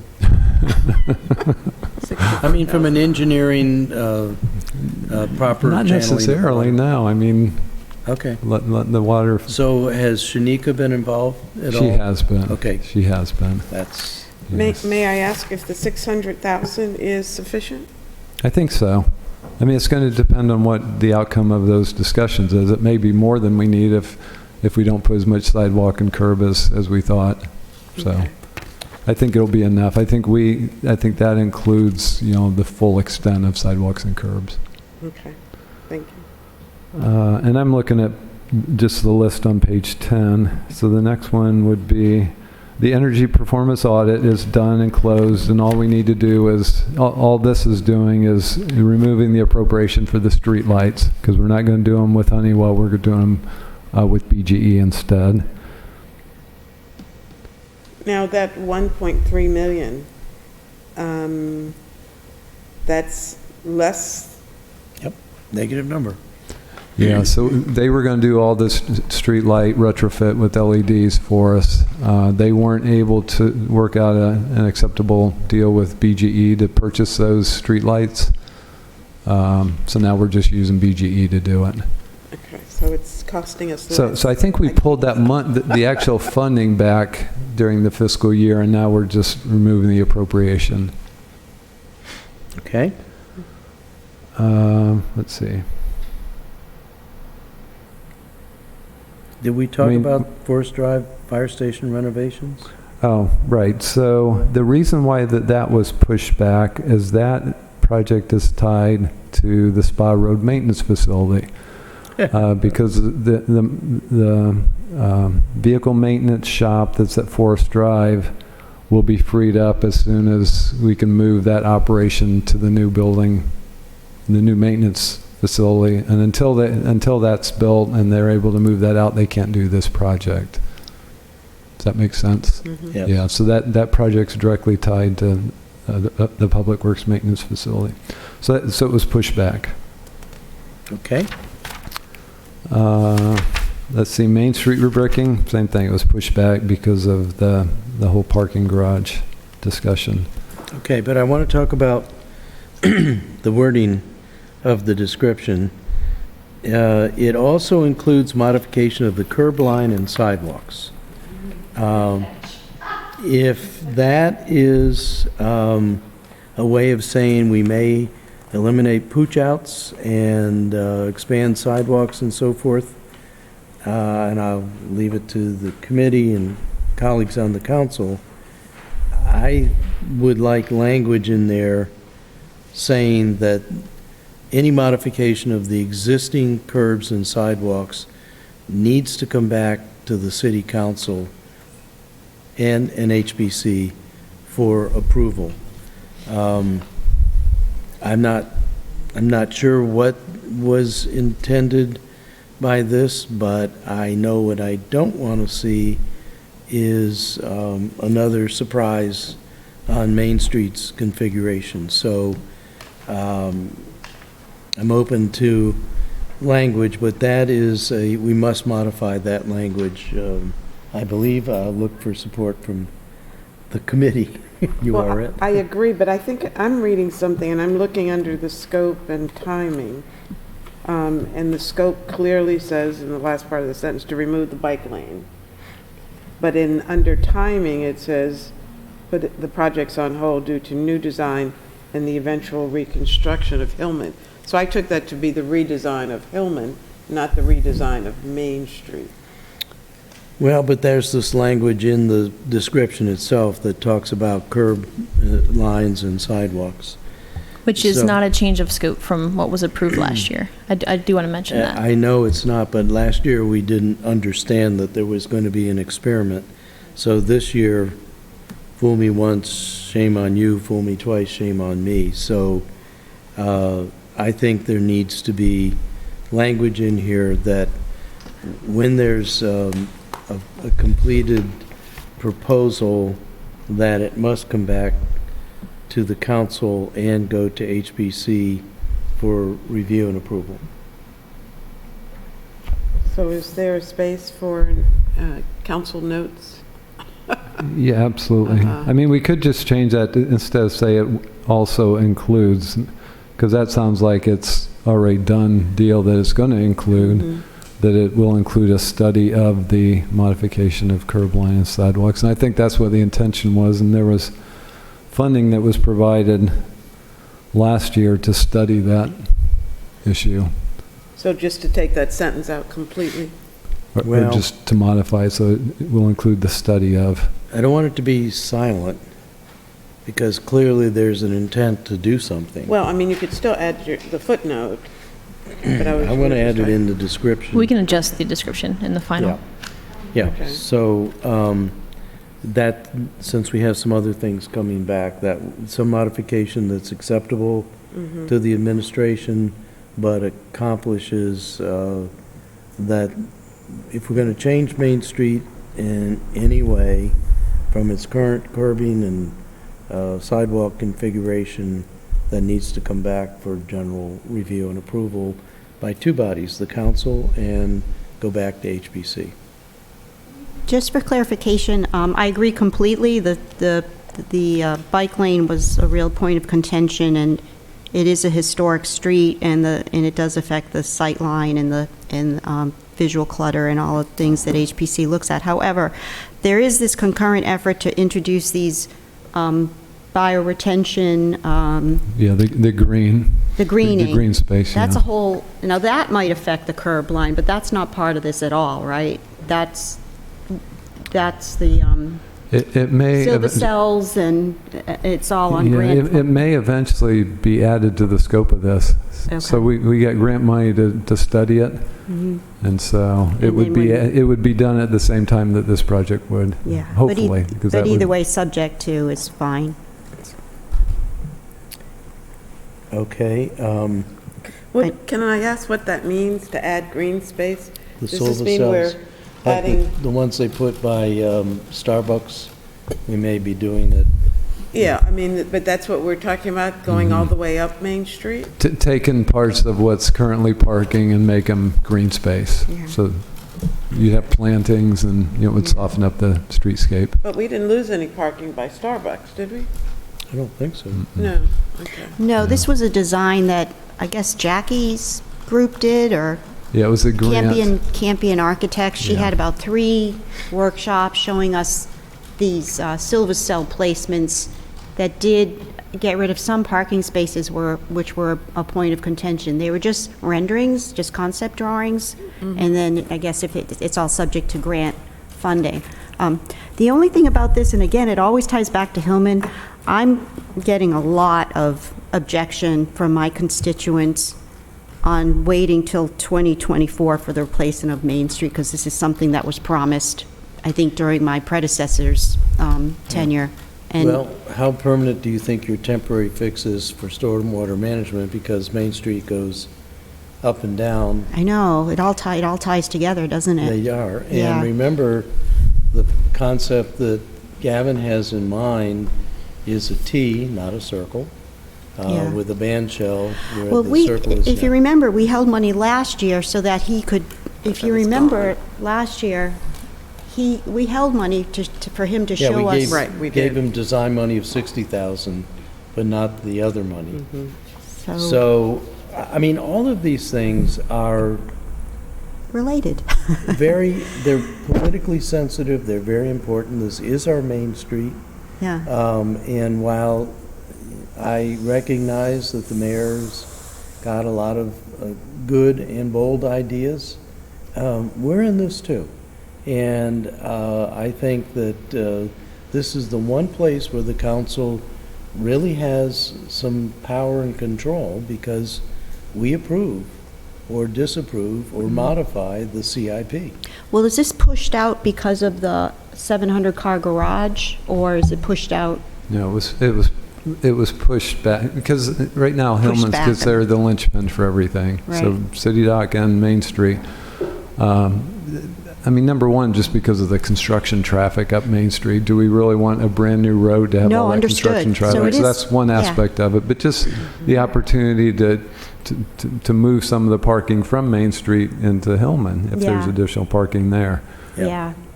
Okay. Yeah, it all makes sense, and I'm not trying to be, I'm not saying I am a no. I'm not a no for bicycle lanes, but I want to know. And we certainly got a lot of pushback from the businesses who are our Yeah. constituents as well. Yeah. So we are all in this together, and we need to Yeah. share the plans, share the kudos, or share the grief. Yeah. But we need to Yeah. make sure, and it's going to be the same comment on the next page, which is Yeah. the, But may I ask a Yeah. question before? Did you utilize the 60,000 that was in this We budget know. last year? No. So does that go to the capital? It just stays, it carries over. Just carries over? Yeah, Okay. so it's available still. right. Yeah. But so then, Ally, you've added another element, which is timing, which is another argument for why moving the Yeah. planning for Hillman Yeah. to this year. Yeah, it's another argument, and don't just take it from me, that's why we need to get input next year from our concepts, is how much time Main Street will be shut down for the construction of a 700-car garage underground. But it Or whatever, looks, yeah. I mean, I know Yeah. there's It's a nothing big deal. we can do. It's not a criticism of anyone, but it looks pretty shabby What does? with the Main Street. Oh, with I the know, macadam my patches and- constituents. It's the best we can do for now, but. Yeah, they're going to be angry when they see this, but I understand. Right. So we'll work on that. Uh-oh, I'm getting texts as we speak. So the next one is the maintenance facilities. Right. I think you've heard an expression from all the members of the Finance Committee that our druthers is to keep it where it is, not lose ball field space and so forth. On the other hand, the mayor did get elected. He got elected for his ideas. So my concern, my druthers is we leave it and we get on it. And as you mentioned, Director Gerald, it's holding up other things because that would be where the repair facility is long overdue. I'm not convinced that we're getting much from the land swap. I am convinced we'll get more traffic on Forest Drive. I think we will have a space that is going to be squished in a little bit, and it's going to be right next to some residences. And I'm not convinced that we're going to get 2 bridges out of it. I'm actually surprised if we get one. When I learned that the bridge for the bicycle path is basically a bicycle path from the old high school to dumping out on West Street and not connected, the bridge is nice, but I don't think it's doing that much for us. So all of those things I'm willing to work and be open-minded on, but we need to have language here that says that this also will need to come back for the final plans and the swap, or not, needs to come back to the council. And we're talking about all of this happening in this current year, fiscal 19, because I don't see money elsewhere. Well, can we ask, No. Mr. Gerald, we have the plans, correct? Yeah, approved plans. We do. You're talking about for Spa Road? Yeah. That was fully designed and permitted and was ready to go, yeah. Yeah. So And what, all the way priced and everything. so what if we were to gather the 5 votes to move this forward? We- What else would need to be done? We'd have to rebid it, because to all rebid of the bidding that was done 2 years ago is obsolete, so it would have to be rebid. So we've got a contractor that would do that. We have a design builder, but they would need to rebid it with all their subs, because all the prices have gone up. How long would that take? Not, I mean, what I've said in the past is, 5 or 6 months. Yeah. Not a short amount, but, they need to get together and get the bids, and we'd have to look at them and negotiate and, go through that process and then award the next phase of the contract again. See, I there's don't so think many- we'd have to get it re-permitted again because it was already gone through that whole phase, and so hopefully the building permits would still be good. But And all the excavation is all completed and everything? all the demolition, Oh, the demolition? yeah. Alderwoman Tierney? It is an unfortunate delay, and my angst is, I'm all for residential infill. I know a lot of people that moved into the enclave, and they're happy and all. But in the concept of One Annapolis, I just am having a hard time accepting these residential units priced as they are. And The yuppie units? Well, yeah, and I know the response is that then across the street, there's plans that we could put, moderately priced dwelling units or something across, I don't know if you've heard that at all. Have Yeah, you heard it's- my- Only 12 out of the 30, or 10 out Yeah, of the 35. but the optics of, I went to the first session and let's put the trucks, in this because it's, low-priced land. It's just not in, it's unfortunate because it's not ideally a One Annapolis approach as far as housing. That's my concern. It just doesn't bode well, and I wish we had those units more affordable. That would be, because we need more affordable housing. Right. Right. You know. So in the new plan, on the other side where the salt dome is, would that be used for public works facilities or not? Well, I certainly wouldn't want to stay there forever. I'd rather have a consolidated operation. It would have to be while the construction was going on out of Forest, and then we would vacate that and move out there. Yeah.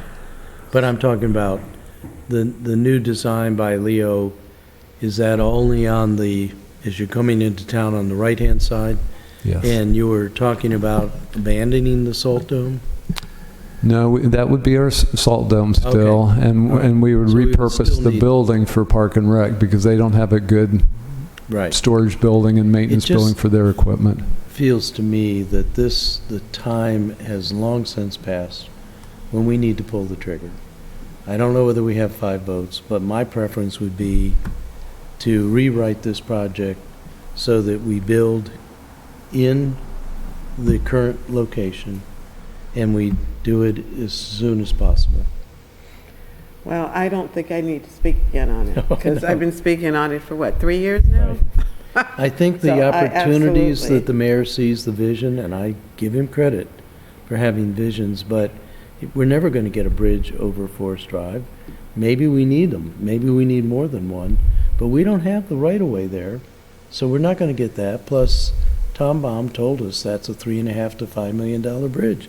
The land swap differential is barely going to cover a bridge over Spa Road, which if we really want to do, we can. In terms of the improvement of the greenway along the sidewalk, of the bicycle path and track jogging path, great idea, but I think we can find money to do that, maybe with Project Open Space money. Well, in the presentation that Tom Baum did in my ward, they were talking about 2 different bridges, the one at Spa Road and then the one over Forest Drive. Right. And that he would pay for the one over Spa Road, or at least one of them. Right. And then It would come we'd out have of the to come- differential in the land swap. Exactly. But the land swap is really, I mean, It's surprising. concern. I just can't believe, I can't believe there's that narrow. I think the property where we are now is much more valuable than it was assessed 7 at. acres, 2.5 acres. Right, and there's less than $2 million difference. To me, no deal then, if it's only that differential. And I could go through a long list of the issues, right away on Forest Drive, new road that will back up, right up to residences already existing there, extension of Skipper Lane and additional traffic. Public Works facilities, vehicles will be needing to park on somebody else's property, because they're not all going to fit on this property. I mean, I'll just stop there, the list goes on. So I would be happy to accept a motion.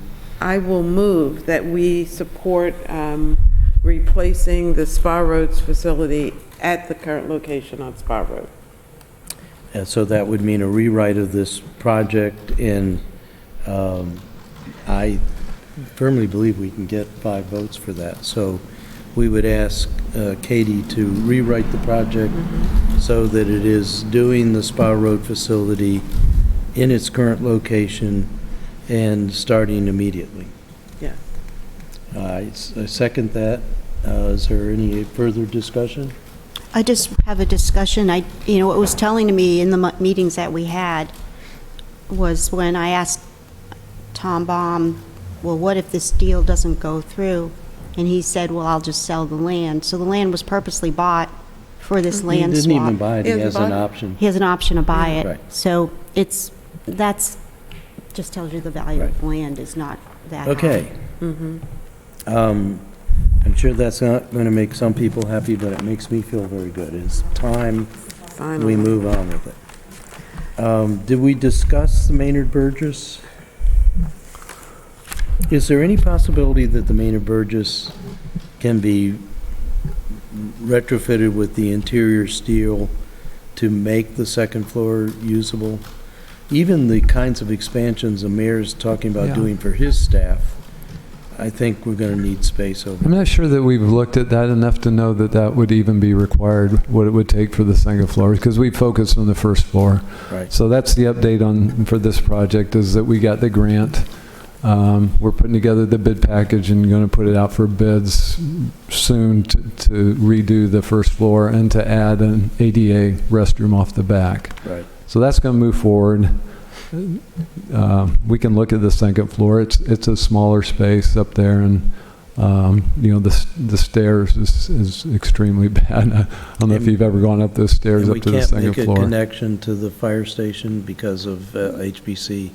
Well, and that wasn't really feasible. It's Wasn't, more economical to just add a restroom on the back. Well, I would really love to see this occupied with all of the numerous African-American artifacts that we have that Professor Leone is, I guess, trying to find spaces for. I think it would be lovely to have it outfitted in some way like it is the floor of the first floor of the house as it was when it was occupied, but whatever.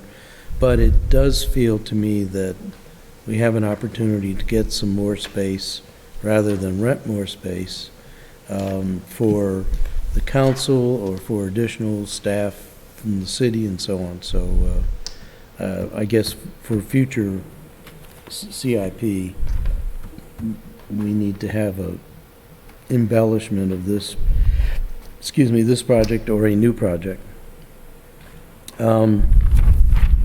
What else do we not have? Russell Street.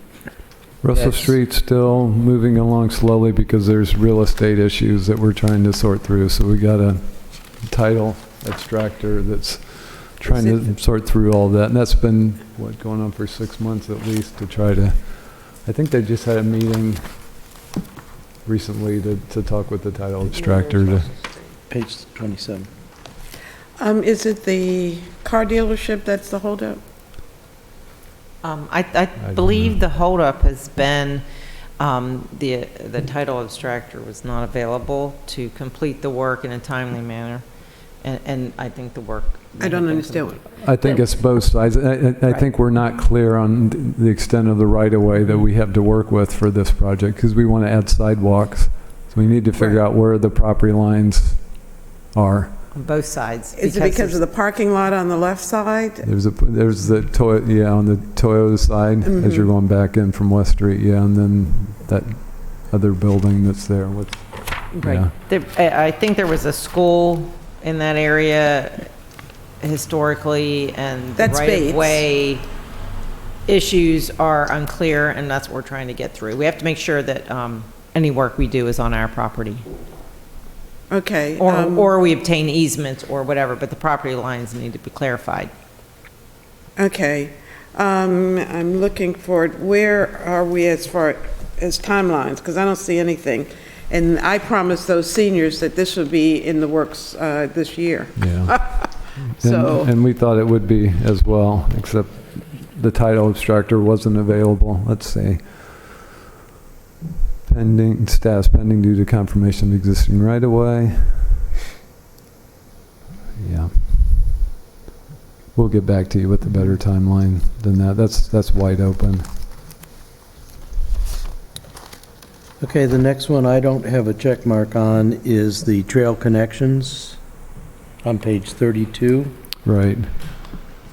And so that's the project to extend Poplar Trail. I think that is the program open space funding.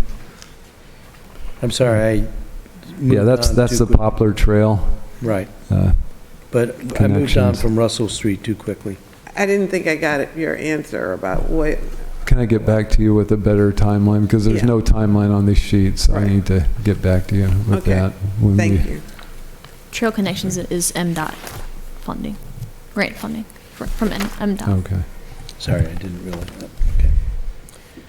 Okay. So the trail connection is something that's, as described here, we've got some land acquisition issues to work through. Yes. Okay, all right.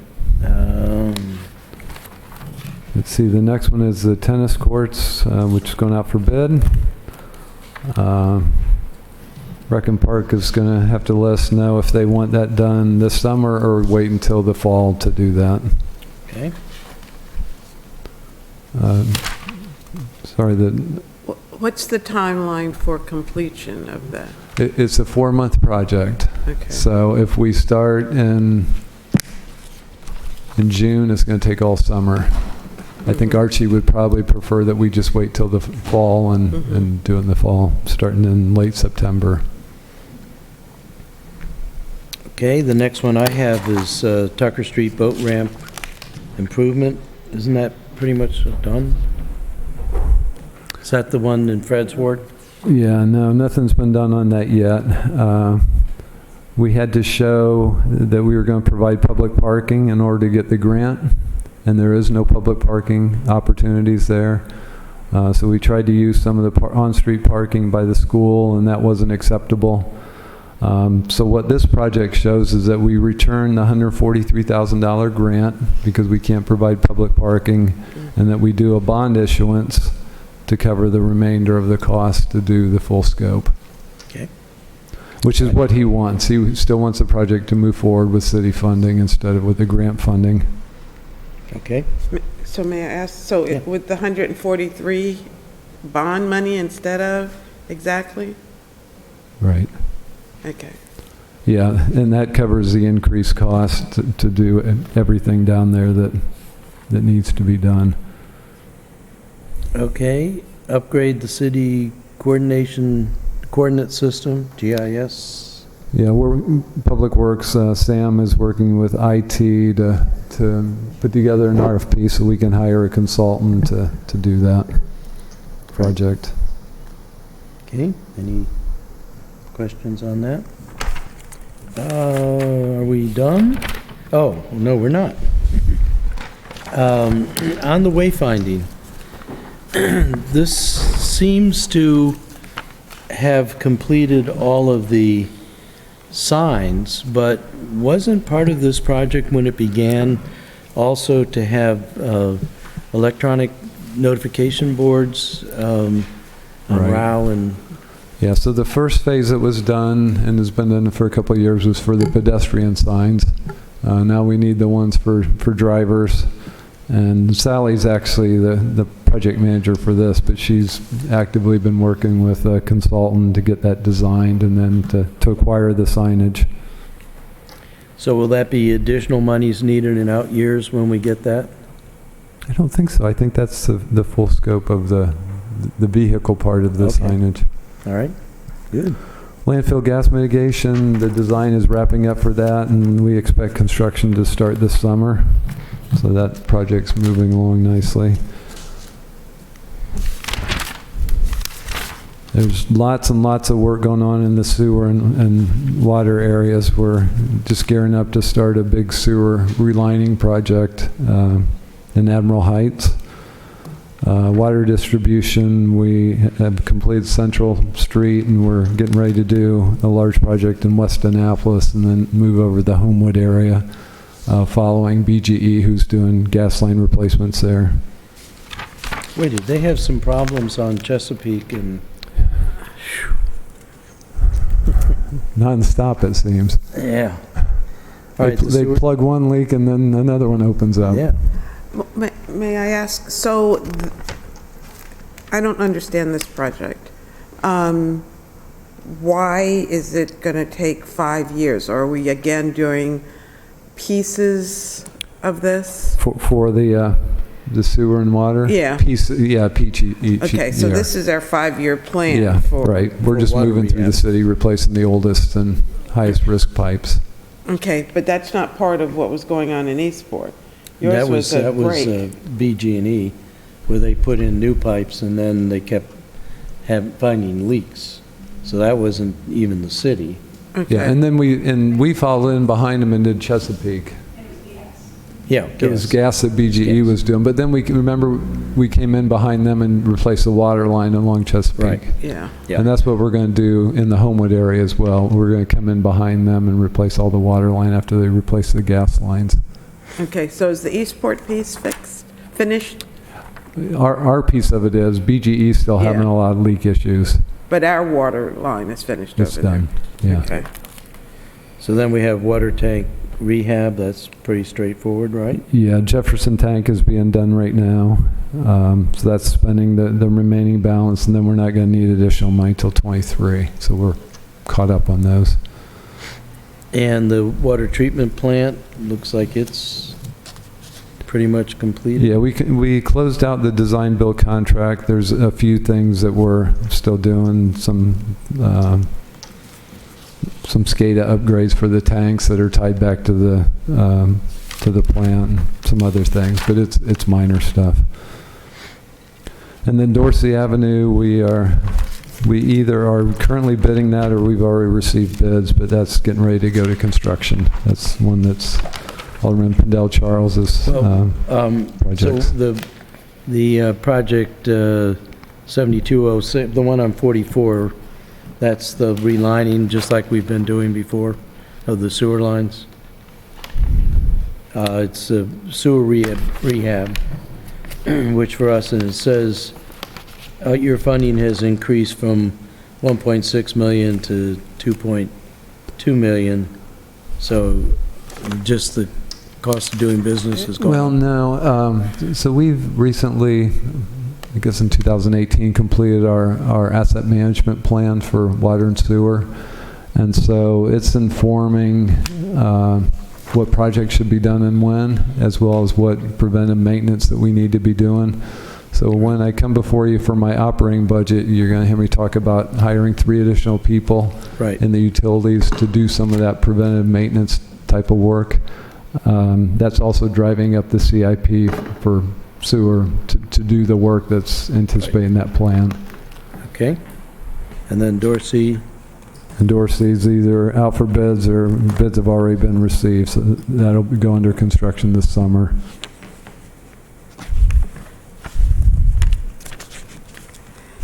That's it.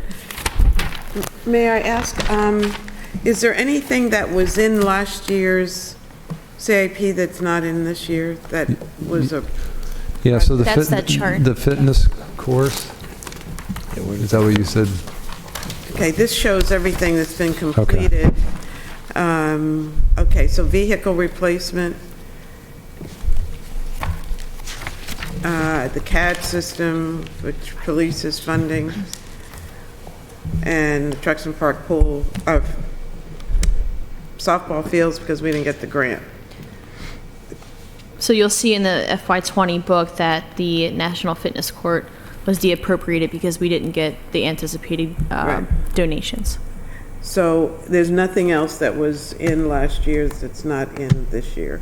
Or it's, well, there's a Yeah. whole bunch that were in last year that got completed. well, yeah, but, I mean, they're here, but, okay. Just want to make sure we weren't missing anything. Okay. So do we want to reopen the Hillman garage discussion? Yeah, now? so I understand you Yeah. have some questions on Hillman, and I would just also ask, did you give them this page and explain what we were doing? The bulk, city dock bulkhead? So what were your questions on Hillman? Let me see if I can answer them for you. So, talking about, what page is that on? 37. Thank you. The notion of starting sooner in doing, and help me out here, Ellie, a bridging document and a logistic plan, and two alternative things to be bid. One is the 700-car parking garage, and part of that discussion was going down and the continuous pumping from the French drain, and then doing a simple replacement in kind proposal. So Hillman, as we understand it, is sort of the linchpin for everything else. It's linchpin for City Dock, for the stormwater, permanent stormwater mitigation, rebricking of Main Street, and probably some other things. So we're concerned that it's getting delayed, and we know this is part of that whole concept that Dan is working on, where Hillman is kind of like the prize guinea pig, or not guinea pig, but the golden guinea, that will help finance other things. But I think there's been some questions about all of the different ways that money's being stretched, and also whether we really want a 700-car garage right in the center of Main Street downtown. So the notion was that we could start some money in 2020 to start doing some of these feasibility studies and the bridging documents, which I'm not sure I know what that means, but, and the logistic plan, to get a jump start, because this is delaying everything else. So we had that discussion. Yeah, Did I miss anything? No, I think what we saw was the year that basically nothing was going to happen because of establishing this resiliency bank. Forgive me if I don't have the right terminology. And I understand completely the concept of this being one of our best assets and how it can be leveraged for infrastructure projects. However, we can't afford to wait too long. I think Hillman is decrepit. We're fixing it every year. It's not going to fall down because of the work we're doing, but it's just irresponsible to not do anything for a year. So in the hope that this magic bullet is successful, there's plan A would be to spend this year moving money from the 2021 column to the 2020 column for pre-construction services. Basically, we would write an RFP for pre-planning services and concept and what I call bridging documents. We need to see what a 700-car garage is going to look like. We need to see how long it's going to take. We need to know logistics of how long it's going to shut down Main Street, which could be at least 2 years for a 700-car garage. I personally feel like it's an overreach, but you can't just trust me. I think we need data, and for that, and we can't afford to wait a year to get that response from the P3 people. So what I would do is work with David in developing an RFP for these concepts, and what that includes is bridging documents for a 700-car garage. And then what you do is you hand these bridging documents to the P3 guy and say, this is what we think it's going to look like, and da-da-da.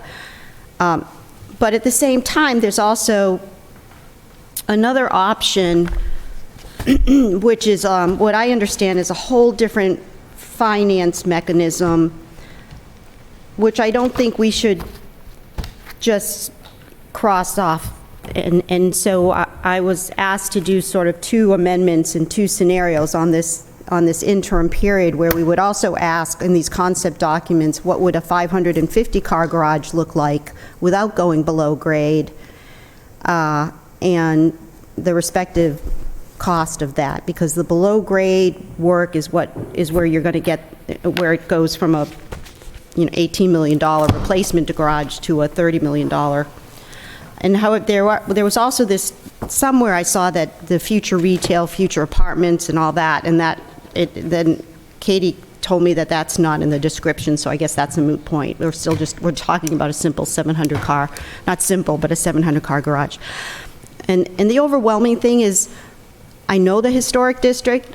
I know that by putting a 700-car garage in that location, it is urbanizing the historic district. And I don't know if that's something that Gavin really wants to do. I mean, I don't think the historic district wants to be defined by a behemoth parking garage. I feel strongly about that. So I really am supporting an in-kind replacement, but from hearing about the debt service, I don't know. I don't know if there's any way that we could utilize bond money to just do our replacement. But what I do know is that we've spent the last at least 4 years talking about it. So I just thought that was my compromise, at least, in having some of this, having this planning, these pre-construction documents, RFP for these concept documents. So I appreciate your comments. The reason we are showing it in 2021 and 2022 is to allow the Center for Resilience Innovation to put together for us a path moving forward with a resilience financing authority. Right. This is the gem. This is the one that generates the money, right? Yeah, so I know. in looking at this, if I totally get you don't want a 700-car garage to be the urbanization of downtown Annapolis and the historic district, but likewise we don't want, 150 parking spaces or however many are on City Dock on Blacktop to be the definition of the historic district as well. So if we're going to redevelop City Dock and have less parking at City Dock, which is what the mayor wants to do, we got to have more parking elsewhere, right? Right, agreed. So this is simply put in here with the Resilience Financing Authority, defined right now as a 700-space garage. But what we need are 700 spaces. So when Dan Neese is done with his work, there may be some other way to bundle the project, some other way to get 700 spaces. Maybe it's 500 spaces at Hillman, 200 spaces someplace else, but what makes it still a profitable thing that will draw the outside investment is solar panels on the roof. Or maybe there is retail on some other floor. But at this point, it's simply in the book as a parking garage. Right. But that is something that would have to be developed when we see what we could put together. And you are absolutely correct. If you go to the debt affordability and we hit our maximum 12%, in the next 6 years, we can issue $11 million worth of bonds. Right. We cannot get a parking garage for $11 million. And if we do, you can kiss every other project, new project, goodbye, because we literally would do nothing. We wouldn't So do. you answered that question. There's We no wouldn't way do we road can- resurfacing in year 7, year 8, year 9. We literally would do nothing but the parking garage, and the capacity we have isn't enough to do even an in-kind replacement of the parking garage. So we discussed all of that. The way we left it was that Ellie was going to redraft her proposed amendment, work with you and the city manager to talk about it, see what's That would be feasible. you. But we brought up at the very beginning that we are bumping up against debt ceiling, and there's not a likelihood that we have the money to do it ourselves. Right, and I don't know what the cost would be to do Bridging the document? bridging documents and the borings and, Yeah, I mean, here's the other thing, is that SP Plus, we have currently under contract. We could be asking them for a logistic plan on where, because it is in their RFP, I think at the very end, we said to them several years ago, by the way, we may be replacing Hillman one day. would you offer logistic plans? I'm not sure, but that's Logistic not, plans for where the cars would be while we do that, not Yeah. logistic plans for... not for construction, no. Construction, right? No, the RFP would be, to 3 precast guys, is to say, give me a schematic on a 550-car garage where we don't have to go underground and de-water constantly. And I'm saying 550 because I don't think we cannot possibly replace all of the parking at City Dock. We gotta understand, we're just enabling bad behavior. And I don't, a 700-car garage in one spot attracts cars. And I don't think we have the infrastructure to accommodate that right now, both on Main Street and Duca Gloucester. So that aside, that's why you can't just go by me. We need to have these precast guys submit a schematic and how much time it's going to take, a budget, and then, hand it over to our P3 guy and say, here, these are the bridging documents. You can use whoever you want, bid it out, whatever. And then... But that's assuming the P3 guy is going to do that, and the P3 guy isn't going to come back and say, I'm going to do a 450 garage at Hillman, but I can do this within half a mile or 3/4 of a mile of City Dock, and I can do solar panels or whatever it is. I mean, that's kind of limiting it to strictly a parking garage of a like replacement. Well, and a parking garage of a like replacement isn't going to generate the revenue to draw in the private investment that a parking garage with more spaces, or a parking garage Okay, with so then- retail, or a parking garage with solar time out, panels, or please. some other revenue generator will. Alderwoman Finlayson has to get to an appointment. Oh, my gosh, yeah, go ahead. The thrust of this is we found Alderwoman Tierney's proposal something worthy of giving thought. The plan is to work with you and David. It may well not be feasible, or it may well be that it's something that it's an investment that could be helpful. I don't know. We just wanted to listen to it, and we didn't do anything to change things at this point, but we left it open for further discussion. No, we can do that. We need to find out how much it will be and find a funding source if we should go that path. I think it would be important to have Mr. Neese here also, Yeah. because we talk a lot about what-ifs, and if we could have, or maybe you could provide to us what possibilities there are. Well, the ones that we have talked about are the ones that I just put out. That you would have a garage, so Dan's perspective is, Dan's perspective is, you don't need a parking garage. You need, city needs 700 spaces and $1 million in. Then- That's what you need. So you put it out there and say, what can you do? Okay, we were talking about the options, whether it's a 700-space garage, a 450-space garage with retail space. We just need a document that gives us what the options are. I think, Yeah. so it's those, and then the options are unlimited. That's what we want to see Well- by bringing in the private Yeah. sector. What will you bring us? Yeah. We just can't lose sight of the fact that we have a deteriorated garage out there You're gonna that needs attention. Let me, because we've got, let me thank David and Marcia. I want to Yes. thank Katie and the Finance Department and David and Marcia again, because this is, the CIP booklet is a dramatically improved, helpful document, and we appreciate that. I want to thank you for going through the document so thoroughly with us today, and I think we've got a pretty good comfort level. I think that'll be coming out in our Finance Committee report to the council at large. So with those thank yous, I will take a motion to adjourn. Move to adjourn. Second, all in favor? Aye. The Thank ayes you. have it.